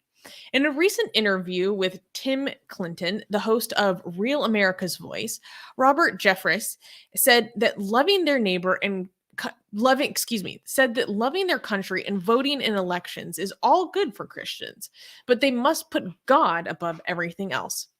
He also said, quote, the left doesn't mind at all imposing their values on our country through the election process. They don't mind forcing their pro-abortion, pro-transgender, pro-open borders policy upon our nation, but they object when conservative Christians try to impose their values on society at large. It's complete hypocrisy, end quote. When the pastor was asked about the issues that Christians and pastors face before the midterm elections, he stated that it is almost the same thing that even atheists are worried about, such as inflation, high interest rates, crime, and border control. Jeffress had previously denied any allegations of him being a so-called Christian nationalist. Armin, where are you? Okay, he's right here. Yeah. Okay, what does this mean? Imposing. How does that work? Well, I actually have in the show notes, I have the video of him talking about it. So it might be more fun to actually like hear him say it and respond. There we go. Okay, where's the video? No, in the show notes, not on the page. Oh, okay. Hold on. Because I found the clip later. On Rumble? Mm-hmm. Okay, these people must be really crazy. I know, I could only find the clip on Rumble. Yeah, like if you're on Rumble and not on YouTube, I don't know what kind of people we're dealing with. By the way, we had two Armin, I would love to I see forgot you to read. Yeah, do a reaction to this. Okay, let's do it. Let me know if you have audio. By the way, I know that we had 2 super chats. I forgot to read them. I will read them after this news. Okay, let's see. We always put our love for God above everything, even allegiance to our country. But that's not what they're really talking about. Listen carefully. They say they are opposed to people who say America was founded as a Christian nation, Americans who believe not only in the spiritual heritage of our nation, but believe that we ought to use elections to help return our country to its Christian foundation. If that's Christian nationalism, count me in, because that's what we have to do. And what's so hypocritical about this, Tim, is the left don't mind at all imposing their values on our country through the election process. They don't mind forcing their pro-abortion, pro-transgender, pro-open borders policy upon our nation, but they object when conservative Christians try to impose their values on society at large. It's complete Armin, hypocrisy. pause. I want to get your immediate reaction to that statement. Okay, I think this person doesn't understand that the United States is not a pure democracy. Okay, so it's not imposing. The United States is a. Actually, this is something that the Republicans keep telling us. Now I have to remind them of the same thing. Okay, this is not a absolute democracy. This country is a republic. I thought you guys knew that. Okay, so there are limitations to what you could do through the ballots. Okay, you can't just force your way. So the things that the Christian values that you want to impose on us through elections are, because this country is a liberal democracy and the minorities' rights are protected, okay, through its constitution, that means that your Christian values have to take a back seat even if you have the majority vote. That's how a republic works, sir. I mean, this is like, I thought the conservatives always say that to the liberals, like, this is not a democracy, this is a republic. Well, yeah, that means that you cannot impose your way on minorities, on trans people, on gay people. Their rights will be protected even if you lose manage to somehow get the majority of the country to vote a certain way. And I think there's a disconnect or like a misunderstanding, or maybe there's no desire for understanding of like in not all cases, okay, in the majority of like the values that he's talking about coming from the left, it's calling them an imposition of your values on society is inaccurate, because these are values that are supposed to be for the protections of people's liberties to then go do what they want to their extent. Yeah, that's why it's a liberal. Did that make sense? Yes. There's certain, you feel like we're imposing things on. Okay, they understand them not being able to take people's rights away as us imposing certain values on them. Like, but I mean, technically, it's true. Exactly. We are forcing you not to, have slaves. Okay, that way of life, for example, is being forced upon you. Okay, I mean, but it's in the same way that you are being imposed not to be able to murder. Okay, like even if you manage to like get the majority of the country to be like, hey, let's be pro murder. Okay. Or let's bring back an eye to an eye. Okay. Well, yes, it's being imposed on you. But that's why this country works. It's a liberal democracy. That's why, you can't bring back slavery through the ballots or through democracy. You can't bring back torture, for example. I mean, United States does torture, but like at least on the books, you don't have. Legally, you're not supposed to be able to torture, right? I mean, but yeah, I mean, this is because the United States it's a liberal democracy. It's not a Christian nation. It's not based on. So he thinks that this is an anti-constitution position. You know what I mean? You are complaining about the fact that the Constitution has been imposed upon you. Mm-hmm. Which is weird. What was really interesting is later he goes on to mention that essentially what is mobilizing Christians in this election is this whole cultural reckoning we're having with transgender issues. And in that sense, I actually think he's right. Like, I do think that this is a major influence right now and a major motivator that is getting the Christian right extremely active. You can see it everywhere. Like, I really think that is a major like cultural touchstone that our country is having like a reckoning over, and it's kind of becoming like sides that you can just pile on to then go take your culture war whatever way you want. But none of this stuff is actually improving the lives of Americans. Like, what is this doing for inflation? Like, where are our policy positions in areas that will actually benefit and help increase prosperity for average Americans. It's like so lacking. So instead they pick on these kind of things. I mean, to be fair to Biden, he has been trying to do everything he can to deal with the inflation situation as much as he can. We're dealing with like after COVID stuff and Ukraine stuff. Like he's not God.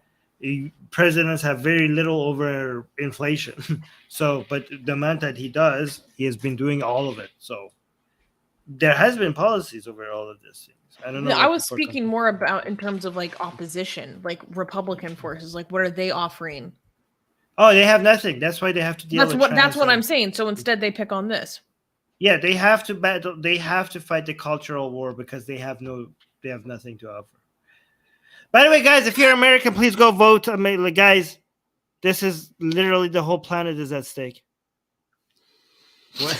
Darko is saying them litter boxes, though. Do you know what this is in reference to? No, what is it reference to? There was fake news going around that the transgender movement has gone so far that they are now recognizing children as furries.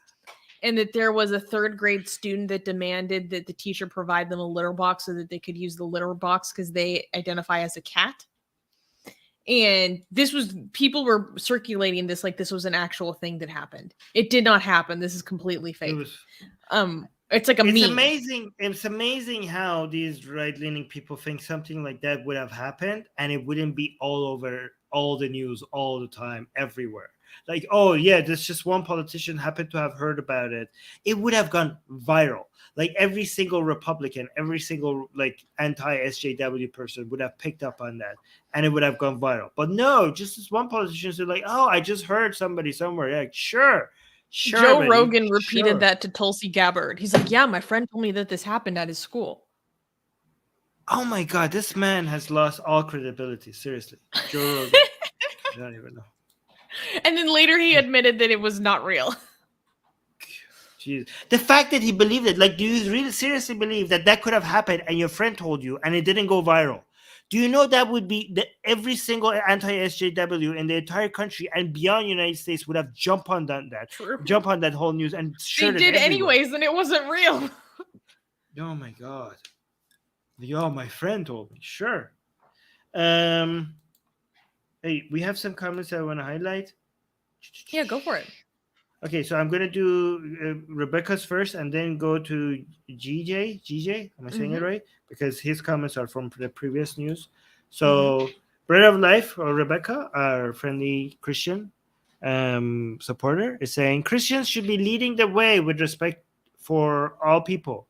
Unfortunately, with respect for all people. Unfortunately, Christianity in America has become known for lack of respect for transgender and gay people. Jesus doesn't like that. Well, Rebecca, I don't agree with you. Okay. Jesus was racist and Christianity is anti-gay, but you're not, so I appreciate that. Jesus was racist. Yes, Jesus was racist.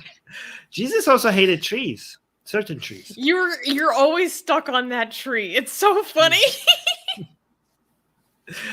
Also, pigs as well. Unfortunately, like made a whole bunch of pigs commit suicide without their consent.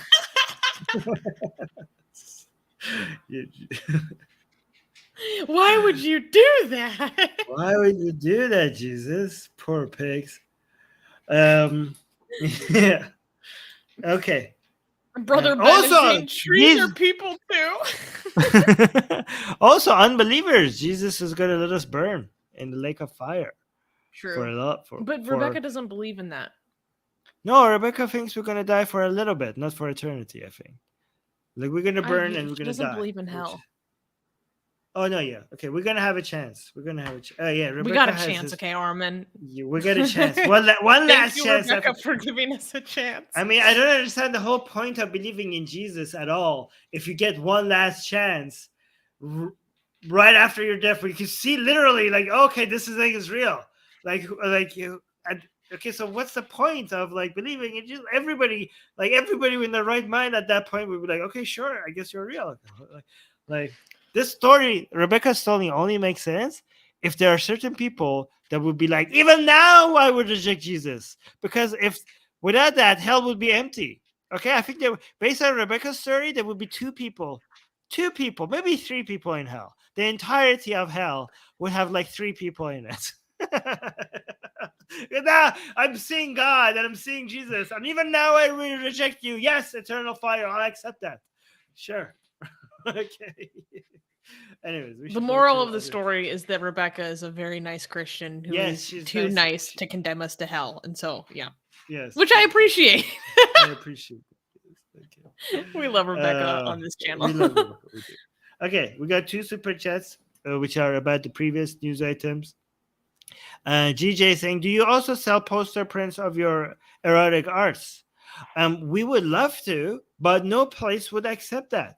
Okay, we would want to like put them on T-shirts, but every store will kick us completely out of their, like if we because there are platforms that you could sell these shirts, but they would it would be so controversial that they wouldn't take it. Saying instead of, if you guys know somewhere which they have no chill and they will just like not censor you and will let us like make posters of erotic Hindu art, let us know where should we try, because we would like to sell them. The comment continues, instead of seeing Van Gogh painting wall posters in the background of wait, what did you say? 20% off YouTube videos. YouTube videos. So he's saying that he would like to see our erotic arts in the backgrounds of YouTube videos instead of the same old Van Gogh painting in everyone's video. We can't. Our YouTube videos will get a strike. You don't understand. Our erotic art is very erotic. They're not YouTube friendly. But guys, actually, check out our erotic blasphemous art for free. You could get them for free if you're subscribed to our newsletter. We have new ones. Version. Yeah, but they're still very erotic. Like people, like there's a lot of sexy things happening. The gods look very sexy, but they're clothed. If you want the not safe for work version, nude version, you have to become a patron. But the free ones are pretty good as well. So link in the description. What were we gonna say? I interrupted you. Oh, well, we have in our store, in the Atheist Republic merchandise store, which you can find in the description, we do have T-shirts with sexy Kali on it, and Kali and Sita. And well, it doesn't have to be a T-shirt. You can get on a bunch of different products like posters, mugs, sweatshirts, backpacks, all sorts of stuff. So yeah, it's but not those a poster, but we have a lot of other things. Cell phones. Yes, but those are when our art wasn't like goddesses scissoring each other and stuff like that. Now, even the safe for work version we can't sell because there's like a lot of, even though they're closed, there's like, it's just too much. We have Hindu goddesses scissoring each other, guys. Check it out. True. Link in the description. So there's this one. You want to read this? GJ is saying Islamophobia is insidious, is an insidious term. It conflates intelligent critique of Islam with anti-Muslim bigotry. And didn't it contribute to Atheist Republic's Twitter death? No, our Twitter death was, that's what I'm going to call it now, mainly because of Hindu outrage. Hinduphobia, not Islamophobia. Our Islamophobia didn't get us kicked. Yeah. It wasn't Islamophobia that got us kicked off of Twitter. It was Hinduphobia. Yeah. We got thank you for the super chat. Oh, and another super chat. Oh my God. Another super chat. Thank you so much. GJ is saying, oh, and by the way, I, as a Dutchman, do see the U.S. to be still rather a Christian country. In most developed, in all caps, in developed nations, abortion isn't a political issue anymore and hasn't been for a long time. Honestly, okay, he's right. Yeah. Fix our country, Susanna. What the hell? Yeah. Okay, well, the good news is that America is like very rapidly losing its faith and that it's having less and less of an impact on people's personal lives. And I believe that this will be, as long as we remain politically active, become more reflected in political life soon, because that's the trajectory from other nations like Scandinavia, etc. Rebecca is also saying, yes, I tried to be a Patreon member, but the erotic art was too erotic. for me, so I had to cancel. Guys, this is how erotic it is. Our art is so erotic that Christians are turning away from our patronage. But thank you for being. But guys, if our Patreon account is too erotic for you, then you could support us by being a YouTube member, like Rebecca is. Okay, but see how good it is. People who want to support us have to stop. That's how sexy our art is. So my pure Christian eyes can't handle this. Check out our blasphemous art that is too sexy for Christian eyes. Okay, that should be a marketing. Okay, this next news is juicy. Okay, I've been waiting to cover this for like a while. Oh my god, yeah, this is cool. Okay, somebody saying that. Wait, I have to read this comment. Like, it's too sexy for Christian eyes. So it's like, that's not saying much.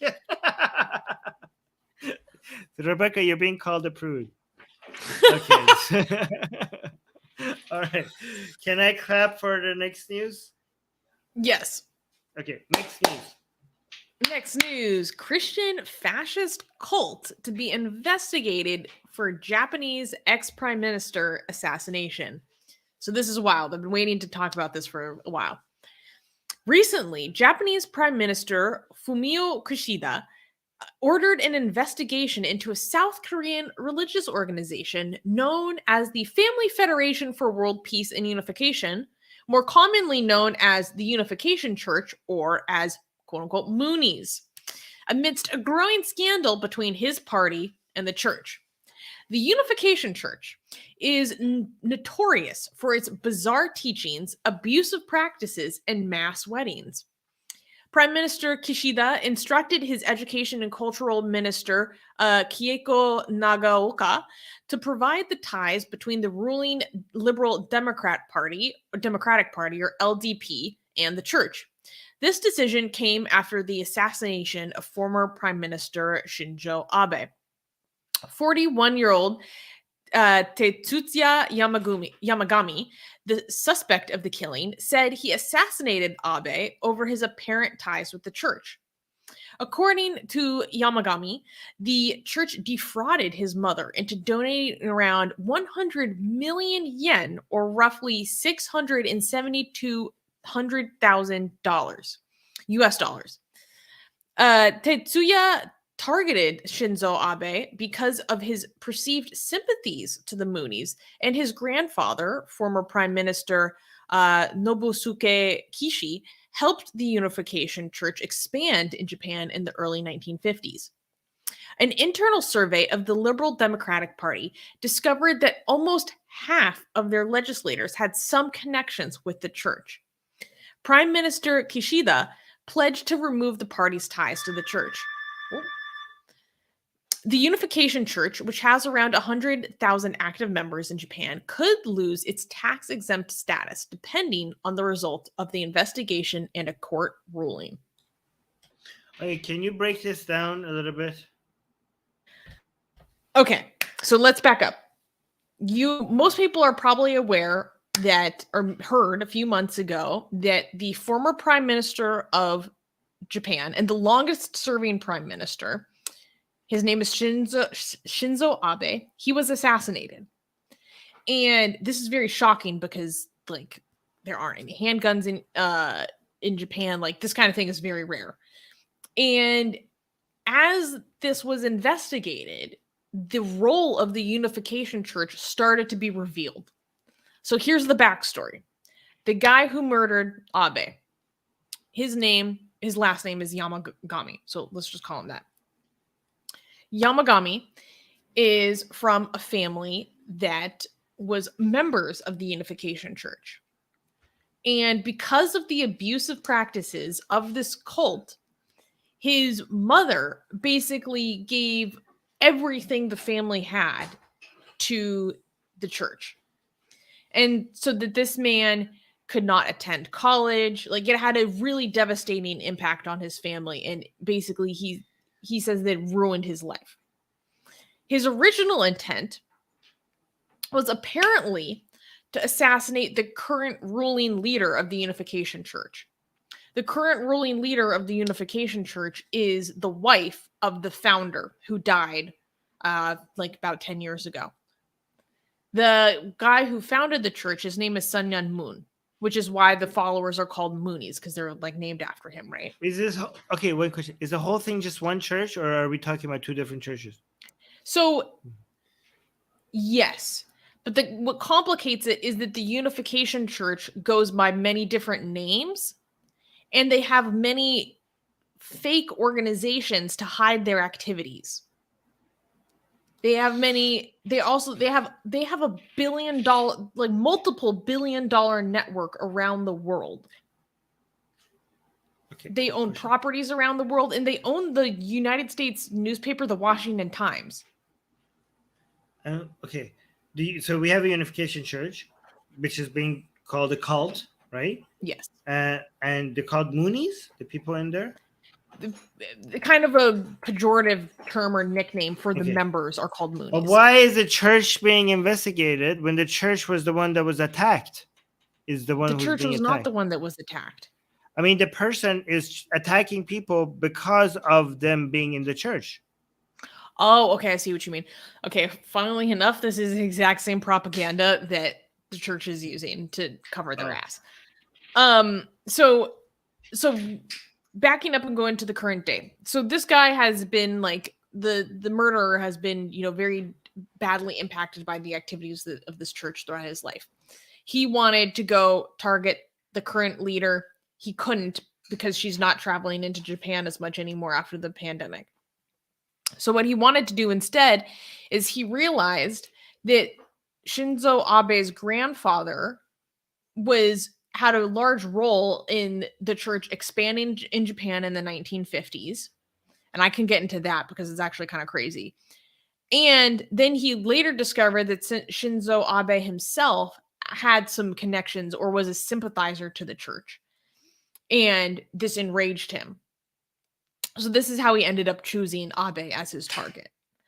And what this ended up doing, I mean, like, yes, someone is being targeted for their affiliations with this church, but it opened up the broader conversation in Japanese culture about what actually is this church? Like, what's going on? What are they doing to their members? Like, what actually is happening here? It started to become an actual genuine question.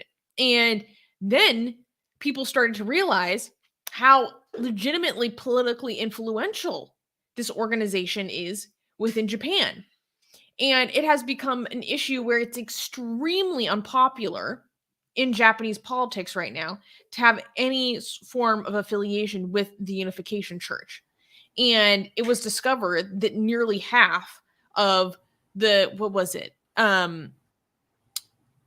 of the legislators from the LDP, the current ruling party, had some ties or connections to the church. And so they basically like flushed out an entire cabinet to try to get rid of these connections, put in a new cabinet. There are a lot of people in the new cabinet that still have connections. So the Japanese people, like Shinzo Abe was part of this church.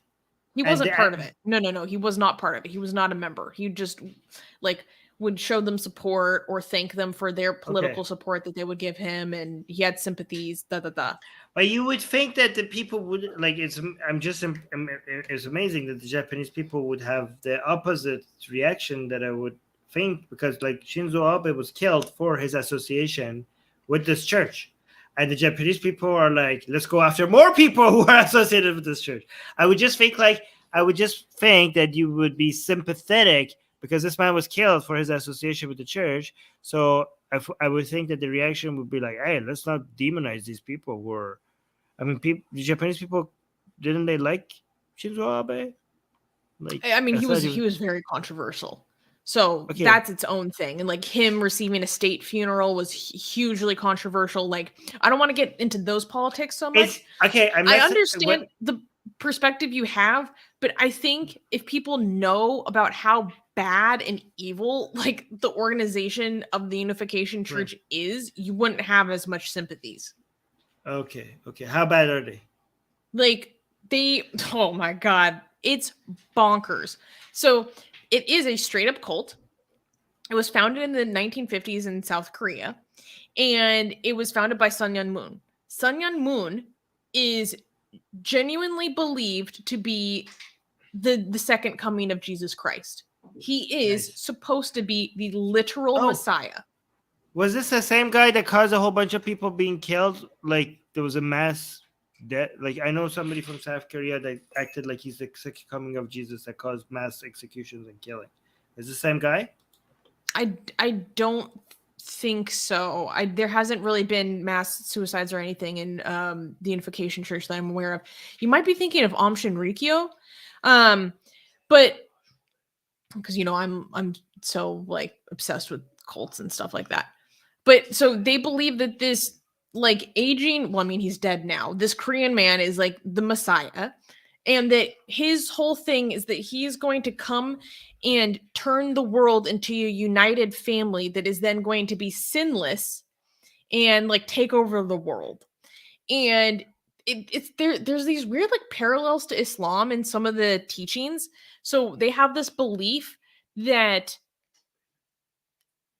Sun Myung Moon's family is literally like a pure family that is specially chosen by God to be like a representation and model for everyone else. They are like a sinless family. And it reminds me so much of like the Ahl Bayt, like being Masum. In Islam, I was like, oh, this is very similar. They're also very racist. They basically think that Koreans are like the superior race. And then after that is like Japanese. And then after that is like East Asians in general. And then it's like white people. And it just goes downhill from there. And in general, for decades, they've had extremely abusive practices. They're very deceptive in how they recruit people into the cult. They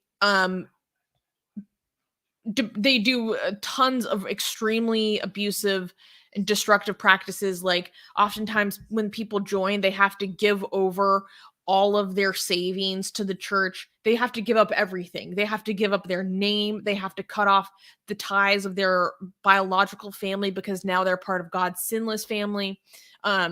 They are implicated in labor trafficking of their members. And when it comes to these mass weddings, they don't think that people are basically smart enough or godly enough or spiritually clean enough to choose their spouse for themselves. So for a lot of these mass weddings, and they're really like a marriage ceremony, they're not technically legally binding, that happens later, but someone's spouse is chosen for them by Moon or by the leadership. Like they don't even get to choose their own spouse because they are not, worthy, or they're too corrupted to be able to make such a decision themselves. So, I mean, there's so much that goes into the Unification Church. Like their global network is crazy. They own arms and defensive manufacturing. Yes. They have connections to the CIA. Not even kidding. And they have been used historically since the 50s to oppose communism. So governments, including the United States government, has used the Unification Church for fighting communism, but it often comes in the form of just pushing right-wing authoritarianism. Like, I can't get into it too much, but the ideology of this group is legit straight up fascist. And they go to extremes with this. And part of they couch it, it's family values, but really they just hate gay people. They fight against LGBT rights at every force because they think that LGBT rights is communism. And it goes really deep. So they've been throughout in Japanese politics, they've been used and mobilized as a consistent voter base, and politicians will cater to them in this way. And this has been a real contention, particularly in Japan, in terms of gaining LGBT marriage equality recognition, which has been like a really hard ongoing process there. I really thought Japan would be immune from such nonsense, Why? I didn't know. Well, I mean, I just thought that they ever since Shinto was like a state religion, they now realize how much you.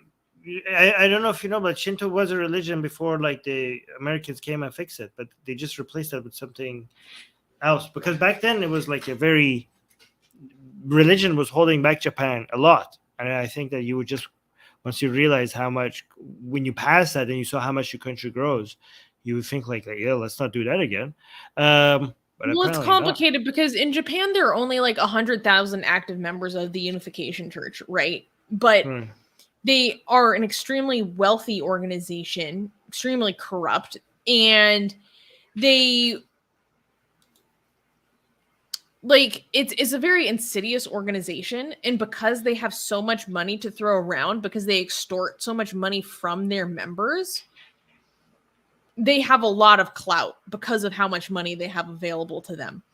And one of the things that I was reading about is that they could get shut down based on the fact that they're known to basically provide a lot of fraudulent services to people, like spiritual exorcisms, like all this stuff. And there's been a precedent of in Japanese law, you are able to shut down certain religious organizations within very specific circumstances. And there's only been like two examples of this. One of them was Aum Shinrikyo, which should be shut down because they are legit biological terrorists. Like Aum Shinrikyo did a horrific sarin gas attack on the Tokyo subways. The like it's horrific what happened with Aum Shinrikyo. So they definitely need to get shut down. I mean, they're terrorists. But Where is this there was another investigation? organization that got shut down for fraudulently selling people goods and services and stuff, and so they might be able to do something similar here. You really? So do you think this is promising? This investigation into it is it going to lead to anything good? I hope so. It's become so politically damaging for the LDP that they have to do something. Like the current prime minister's ratings are in the low 30s, the lowest it's ever been. So they really need to do something because it's so toxic in the Japanese public opinion.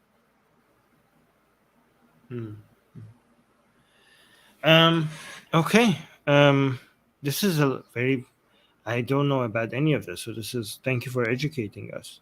So, Honestly, I was just excited to talk about the Moonies because, like, I'm such a nerd, and it's a fascinating organization. I mean, extremely abusive, but they're actually genuinely very influential around the world, but people don't really know that much about them. Like, if you are in your 60s, like, you would be more familiar with the Moonies because that generation saw kind of the rise of the Moonies a lot larger, and then now they've kind of fallen off the public radar. So there's a certain generations of Americans in particular that will like 100% know like what I'm talking about. But if you're kind of not within your 60s or 70s, you're going to be like, what the hell is the Unification Church? But there's a huge degree of notoriety for, previous generations. I'm still freaked out by the fact that the dude they put on a cross in Jerusalem is now like having this effect on Japan. Like, how do you guys like if you're Japanese, like, do you really like? Where's your like? You guys are supposed to be racist. Why are you thinking about this? Like, why are you guys like? You're Japanese. Why do you Shut think up. this Jewish guy in the Middle East on a cross is all of a sudden has what does that got to do with you? Like, take some pride, make it Japan. Like, at least when you were a Shinto, there was like some, I don't know. This is a very strange argument from you. No, I'm just like sometimes I've like people in like Indonesia. I was like, this dude in the desert in Saudi Arabia, like that's something somewhere. And like now in Indonesia, people think that this guy was their prophet. Same thing about Christians in like Philippines or in Japan or in Korea. Like, how on earth do you think this has anything to do with you guys? Well, I mean, Armin, it's very different because like the Abrahamic faiths not all of them, Christianity and Islam have universalizing messages. That's the whole point. So the geolocation of their founder is pretty irrelevant. Well, not pretty. It's less relevant to the actual theology. They're evangelical. They're inherently I know, but universalizing. but they're Christian. They believe Jesus died for their sin and stuff, right? I'm Yeah. just thinking, like, it's just so bizarre that in Japan, like in this modern world, like these people have like the most advanced technology in the world, and this over there, they think the sky over there, like in like 2,000 years ago, the sky was. I just don't know how did this happen? That's Somebody less confusing to me than thinking that this aging Korean businessman who got put in prison for tax evasion is the Messiah. That's more confusing. Like this old fat Korean dude, like that's more confusing to me than the Jesus part. I mean, especially within the Unification Church, like that's where the real emphasis is on Moon himself. Anyways.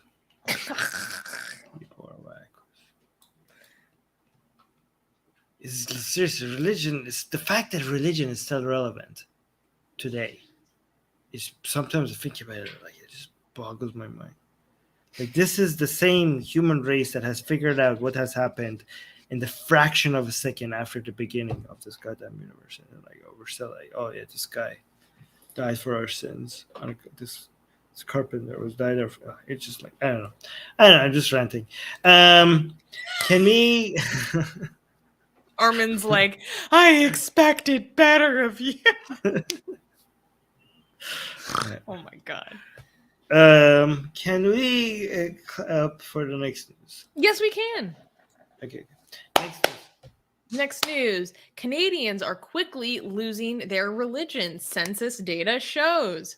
Woo-hoo! According to the 2021 Census of Population released by Statistics Canada, roughly 35% of the total sample chose no religion and secular when asked about religious perspective. The decennial census creates a telling perspective on the religious landscape in Canada. In the last census taken in 2011, 23.9% selected no religion, and the 2021 census the 2021 census showed an increase of more than 50% from 2001's 16.5%. More than 50% of the British Columbian population declared that they hold no religious affiliation, making BC the most non-religious province in Canada. Woo. Ian Bushfield, the executive director of British Columbia Humanist Association, called the result monumental. Wow. So, Armin, if you scroll down a little bit, you can see a graph of this. Look at this graph. We're replacing you. Right. I hate your rhetoric sometimes. I can't stand it. This is the true replacement conspiracy. There we go. We're coming for your children. I say this as a Canadian. Yes, exactly. Proud. And you're like, I've never been more proud to be Canadian. Yeah. I think that's so wild that there's been, since in the past 20 years, the non-religious segment of the population has doubled in 20 years. Double in 20 years. Do you know what this means, Susie? What? That means that the two countries that I am a citizen of have the fastest growing non-religion, where I'm leading the way in two countries, both Iranian. I'm a citizen of Iran and a citizen of Canada. And both of these countries are leading the way in the world when it comes to the growth of the non-religious community. You're so funny. All I do is win. I thought this was really cool. Yeah. Especially, I mean, it's so obvious when you see the proportions. I mean, in the graph, like the proportions of Christians versus the proportions of non-religious. Like it's very clear that people are just leaving Christianity and they're not migrating to another religion. Because for the other main religious groups, which are Muslims and Hindus in Canada, their population has increased, but it's almost all due to immigration. And their increase is like for Hindus, it's like from 1% to 2%. And for Muslims, it's like 2.5% to 5% or something. So their increase isn't that much either. But this is insane. Like people are just leaving religion like on a crazy scale. It's really interesting to think about how this is going to be reflected across the next generation, because there's sociologists were saying that the changes that we've seen from the past 20 years reflect a generational shift of like people who grew up in households where there was religion, but there wasn't as much practice, like maybe a less importance than actually going into church, going into sermons and stuff. So then the following generation was like basically gave up any label whatsoever because it's not actually something that's practiced in their life. And then so the sociologists are saying in the next 20 years, we're going to see like second and third generation, like non-religious families. Move to Canada, Susie. Your country is going in the wrong direction. Seriously, come up here. I'll let you in. Oh, thank you. I'll speak to my people. Thank you. That's what I need. Actually, though. Come before we build the wall, though. You guys do need the immigration too. You will take me. That's pretty much all I had for this story. I mean, how do you think this will be reflected in Canadian politics?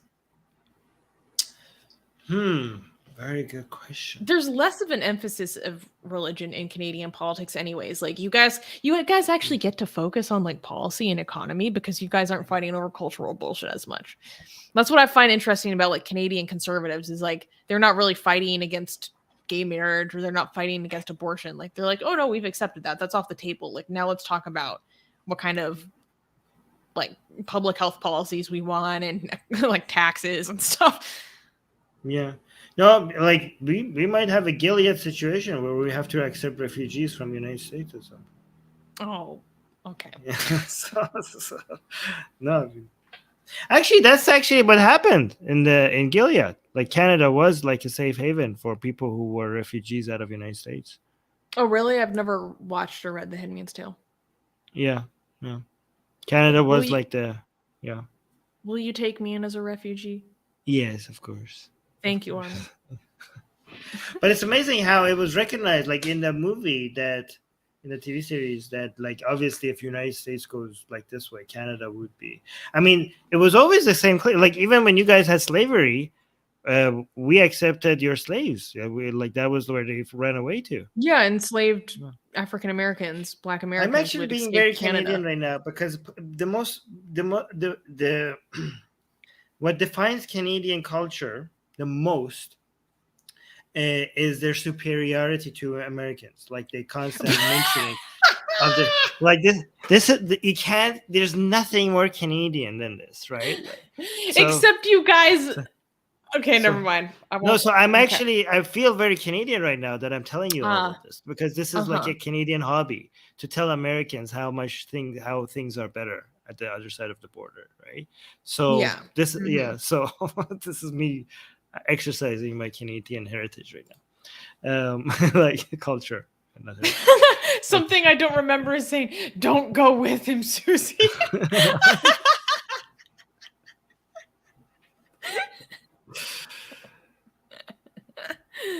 Oh, see, God. Like they're saying in the latest episodes, they want to kick Americans out. Yes, see, this is what happened. Oh my God! In future Canada, you guys are going to kick out the American refugees. That's not very nice. No, I mean, if you overstay, you're welcome, and if you don't, oh snap! Yeah. If you don't accept our ways, then we might have to. Oh my God. Okay. To have a little bit of Canadian national pride, Armin, because usually you have. I'm kidding. I'm kidding. By the way, this is a joke. All of this. I'm not nationalist. How does it feel though? You know. Do you have pride in being Canadian? This country that took you in? No. I'm joking. I'm not. I don't have a single nationalist bone in my body, so this is all a joke. So just I think that's so funny because this is the country that did like provide you with the availability to do the activism that you do, to speak the way that you do, to have the life that you want and stuff. Yeah. It's because of liberal values, not because of what I admire is liberal values wherever I could find them, right? Mm-hmm. So it's independent from geography and country. Mm-hmm. Yeah. There's no part that goes, thank you. Yeah, it is. Thank you, but not to people who are responsible for making these rights, Mm-hmm. prevail. You know what I Mm-hmm. mean? Not to a flag, not to a Mm-hmm. land, but to individuals who made this happen at a huge cost. I like to be thankful to people rather than countries. You know what I mean? I know Mm-hmm. countries are made out of people, but I like the I don't understand. A country is a concept. I don't feel like it can be thankful to a concept. To a country is a social agreement. Like, how could I be thankful to an agreement? The people who are responsible for making that agreement into a thing, I'm thankful to them, right? I think like it's important for us to have don't, it's kind of like God. Like you are turning something that is not an individual, and all of a sudden you're grateful to it, or you're thanking it, or like I rather keep these feelings or these kind of sentiments towards other human beings and individuals, right? Rather than a concept like a country. Yeah. No, I understand that. I just get kind of amused thinking about someone that's super proud of being Canadian and you being an immigrant that like gets to enjoy all these liberties because of coming there, like being like, no, I don't give a crap. And like pissing off that person. It's just kind of funny to me. Yeah. I don't. It's kind of like, hey, do you like your car a lot? You're like, yeah, I like your car. Are you thankful to your car? Like, what the hell? You mean the people? You mean the people who built the car? Like, no, to the car itself. Like, no, I'm not thankful to my car. But like, oh, don't you like the car? Like, yes, I do like the car. You know what I mean? Like, I cannot feel thankful. Like, I don't think those sentiments are supposed to be towards like, it's supposed to be toward other human beings. That's what I mean. Okay, that's just what I mean. Okay, cool. If you ask me, do you like Canada? Then it's easier. Yes, I very much like Canada. Is that good? I like Canada as one of my favorite countries. Your all hair right. looks very nice right now, by the way. Really, what? I like your hair right now. I was just thinking that, so I thought I would tell you. Oh, thank you. Oh, wow. Okay. Thank you, guys. Oh, that's nice. Oh, wow. Thank you. I never get compliments like this live on air. Thank you, guys. That's not true. No, I get okay. Well, I like your hair as well. It's very cute. Yeah. All right. Can we clap for the next news? Yes, we have so much clappable news this week. Nice. Ooh, what is this? Okay.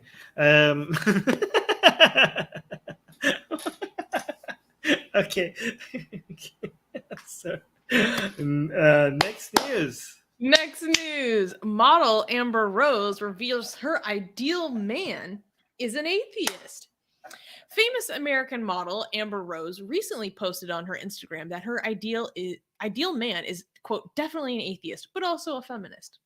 In an Instagram story, Amber Rose said, quote, why is it so hard to find an intelligent, sexy, rich, successful, tatted gentleman that also has kids but is not an abusive narcissist? The first part of the post seemed relatable, but the second part is what raised people's eyebrows. Quote, and he's definitely an atheist, but also a feminist. I'm not asking for much, her post continued. Her statement sparked a debate on social media about atheists and dating. A lot of people expressed their disappointment online. Some even mentioned that her lack of faith is causing her relationship problems. After all the criticism, Amber Rose doubled down on her statement, saying, I said what I said. This isn't the first time Amber Rose was embroiled in controversy over atheism. She had previously stated that she doesn't believe in God and even commented that Jesus dying on the cross for humanity's sins is, quote, manipulative. What absolute crybabies. Imagine if somebody got offended, like, oh, I want my man to be Christian or Muslim. Imagine if there was an outrage by atheists, like, you want your husband to be a Christian? How dare you? Like, like this is like one of those indications about how much hate and discrimination exists against atheists. It's a Like, you huge not double see that? standard. Yeah, so like imagine, okay, this would have been headline news if the outrage was after she said, I want to, like, I'm a Jew and I want my significant other to also be a Jew. Imagine if there was like she was flooded with outrage. This would be headline news. You know, this would be a much more viral news. But if you say the same thing, if the outrage is over atheists, people like, we just have like this. How big of a deal was this? Was this like major? Did this go viral? I mean, to the like in celebrity gossip sites or whatever. Yeah, it would be beyond celebrity gossip. It would be like on Reuters. It would be on CNN. It would be everywhere. If this was outrage, I don't know. I just think like there's a lot more tolerance towards people being outraged over hatred towards atheists than towards other people. Do you know what I mean? Mm-hmm. Yeah, I think Anyways, it's kind of funny. Thank you for doubling down. Thank you so much for doubling down. Amber Rose was This such is an the best outspoken promotion. atheist, actually. Like, that's the other thing I wanted to talk about, because so people don't know, Amber Rose is famous because she dated Kanye West, and then she was married to rapper Wiz Khalifa, and she's always, you know, been in celebrity circles, celebrity orbits, blah blah blah, like run-ins with the Kardashians, like all this stuff. And she's also famous because she started the slut walk in Los Angeles, which then became like a national and international thing to protest against slut shaming and RAPE culture. And so she's also has an activist and is very sex positive. And so I didn't know that she was so outspoken on this issue. What I find kind of funny is that a lot of the backlash against her for this is also colored with the fact that she's a sex worker. So even before she was dating rappers and stuff, like she was a stripper. And then nowadays she has an OnlyFans, and she's been doing that for a while.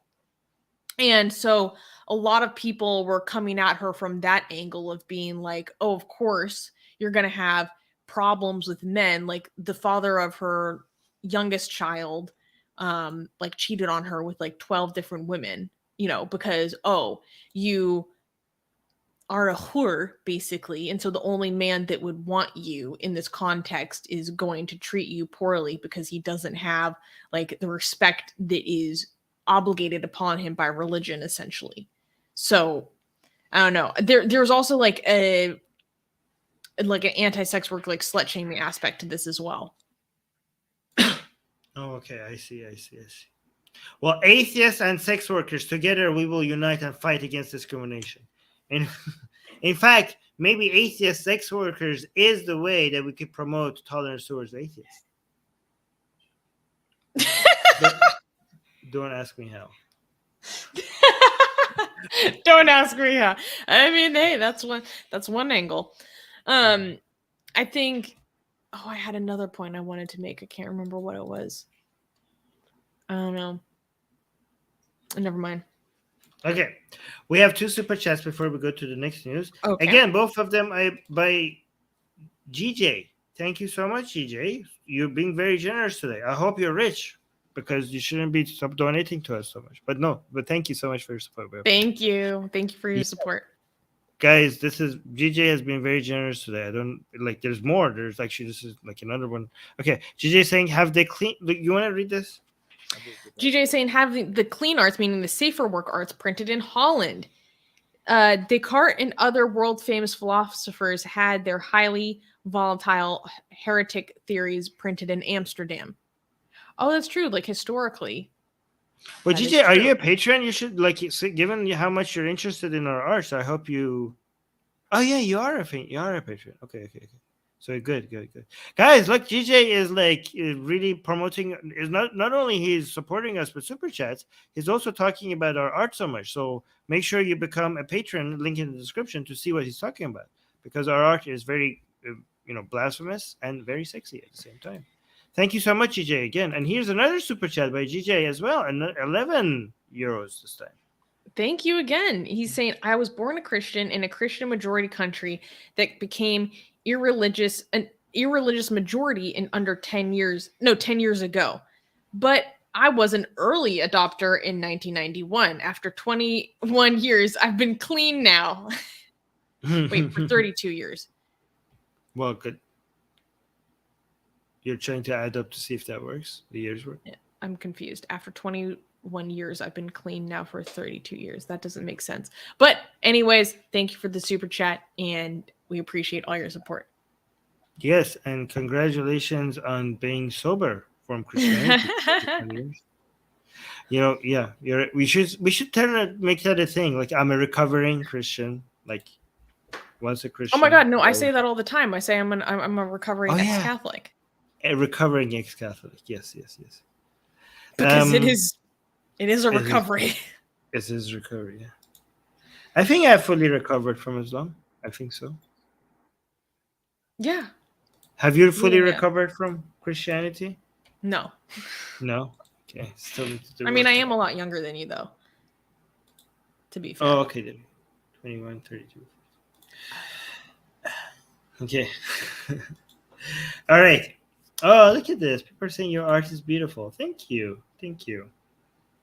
Or I can do the Korean heart. The Korean heart. Oh, is that? Oh, okay. Can we clap for this next news?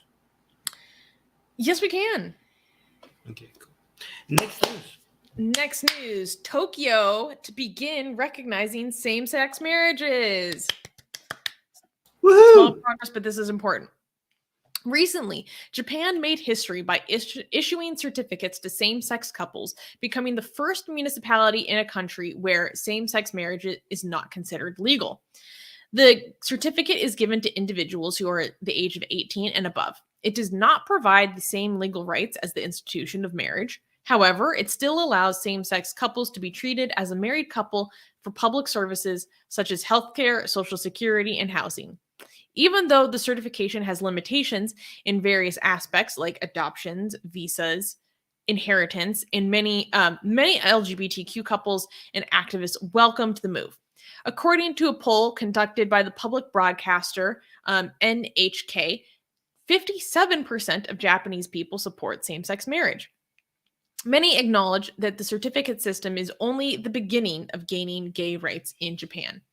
Taiwan remains the first and only country in the region to recognize same-sex marriages officially. More reasons to defend Taiwan against China. That's what I thought, actually. I'm not even kidding. Yeah, but I feel kind of sad that Japan is so far behind. Yeah, and this is like they have something that's similar in Shibuya that they started, I think, in 2015, and then they have like this in Tokyo, and that's pretty much it.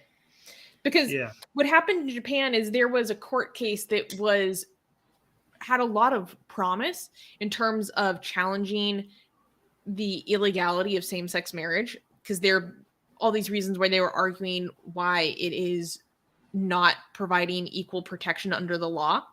And basically there was a lower court that was like very on board, and then the higher court basically overturned it all, saying no, this isn't unconstitutional inequality at all. So that chance at gaining marriage equality was, I don't know, uprooted. But this is like a really positive step in the right direction. I think it's difficult because I don't know, there are a lot of things about Japanese culture that I don't fully understand.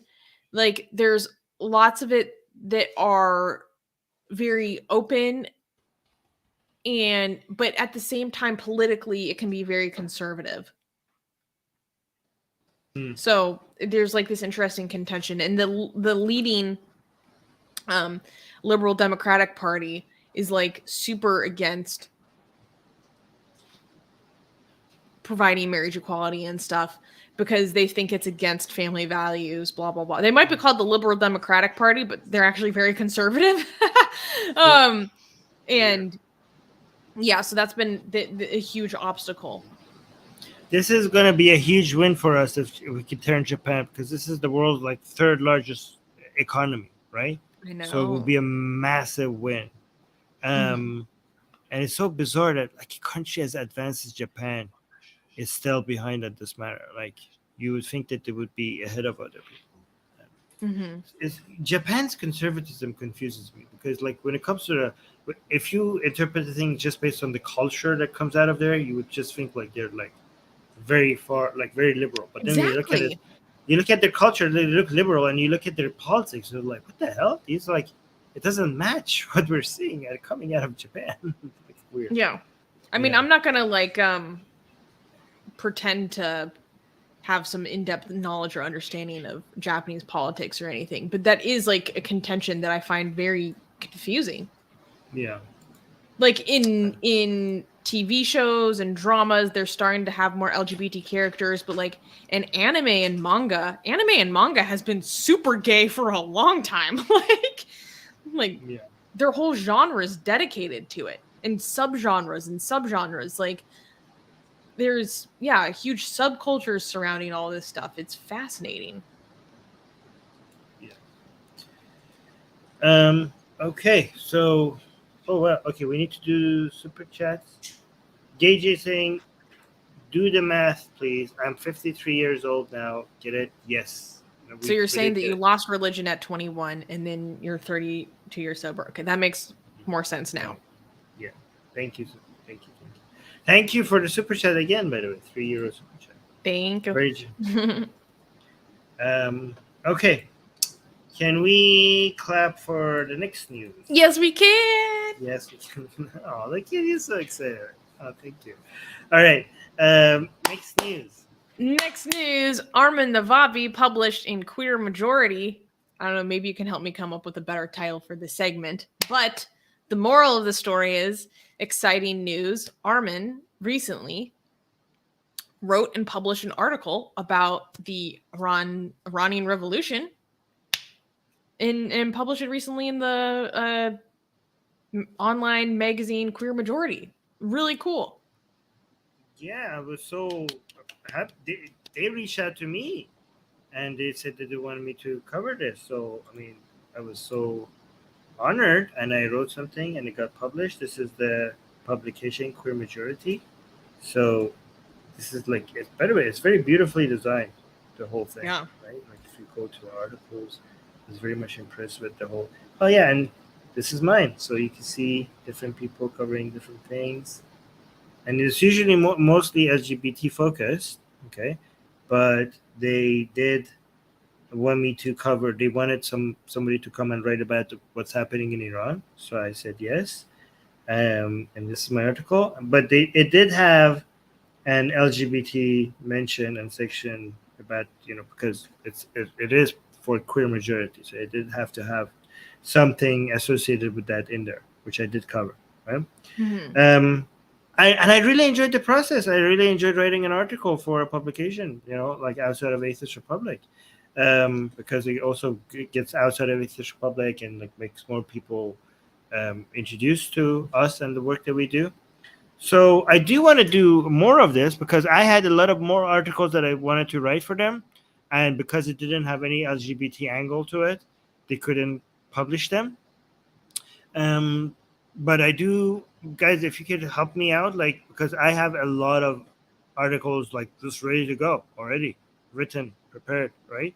So just needs a home for me to publish them. If you guys could help me figure out a place where it would take submissions like that, like good places. Like, I'm not talking about like Huffington Post, Quillette, any of these publications. Now I have a reference. Like, first of all, I have a Wikipedia page, so that gives me a lot of legitimacy. But now I also have a publication as an article. I also wrote a book.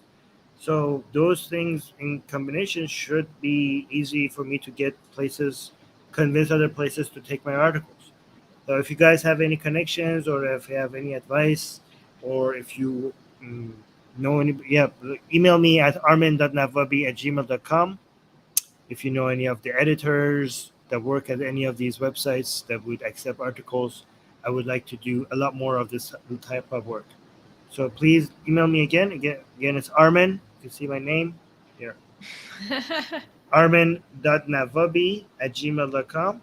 And please, hit me up and tell me, yes, I know this guy, or I am the guy to, to contact for getting your articles published here or there, right?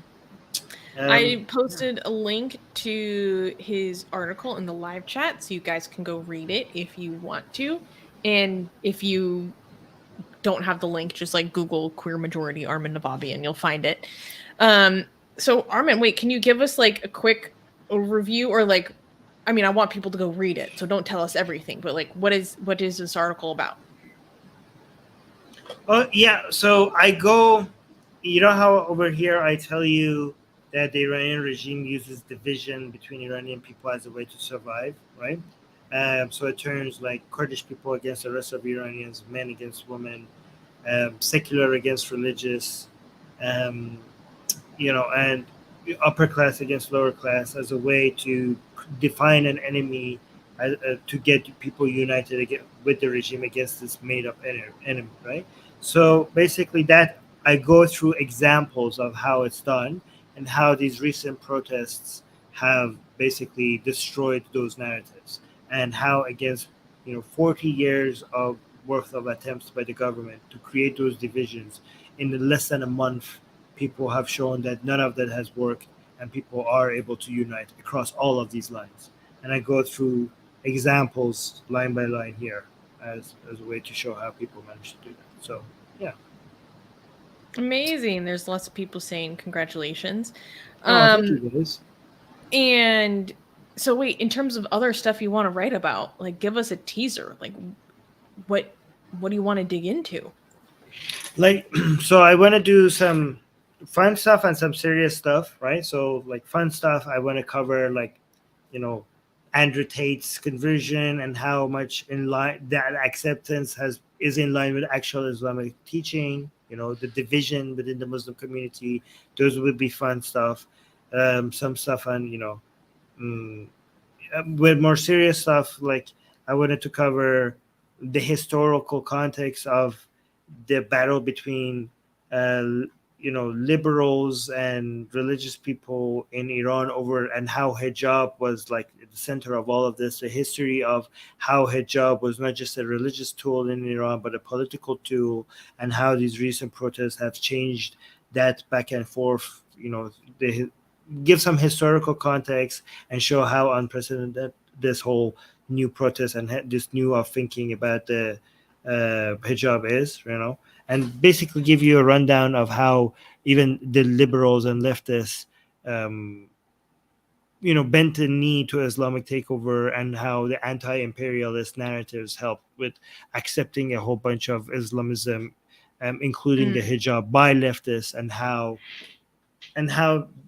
the one reason why these recent protests are like beyond just left and right, that's more serious, like political and and historical discussion. But I could do both, right? I could do like, I'm already writing a script for a video on Jordan Peterson's invitation to Islam, and how and how what narratives was used as a way to invite him to Islam, and the way he responded to that. Like so that would be more in the fun line of things, right?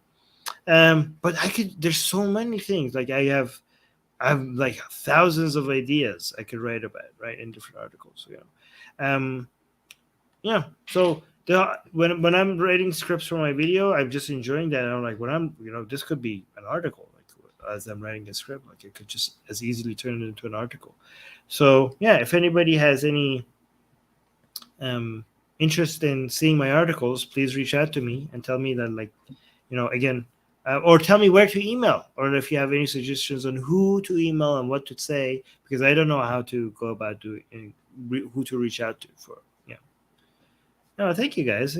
Armin, congrats, Armin. Armin, my hero. Thank you so much. It's very sweet. Yeah. All right, guys. Anything else to do? No, I had fun today.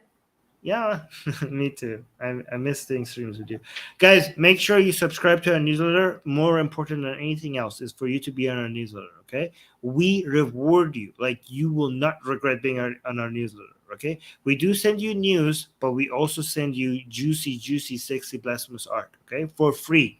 So make sure you are on the newsletter, and make sure you like and subscribe to this video. You liking this video makes our channel grow. So you are basically financially supporting us without actually spending any money. Liking this video will make us grow faster and make more ad money. So without you spending a single cent, by liking this video, you're helping us cover our expenses more, right? And hit the bell notification.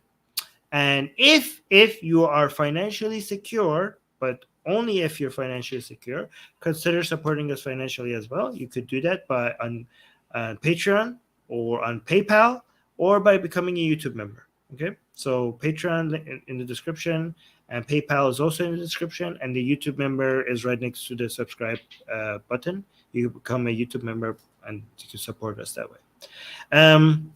Yeah, that's about it. Thank you, everybody, and take care. Bye. Bye.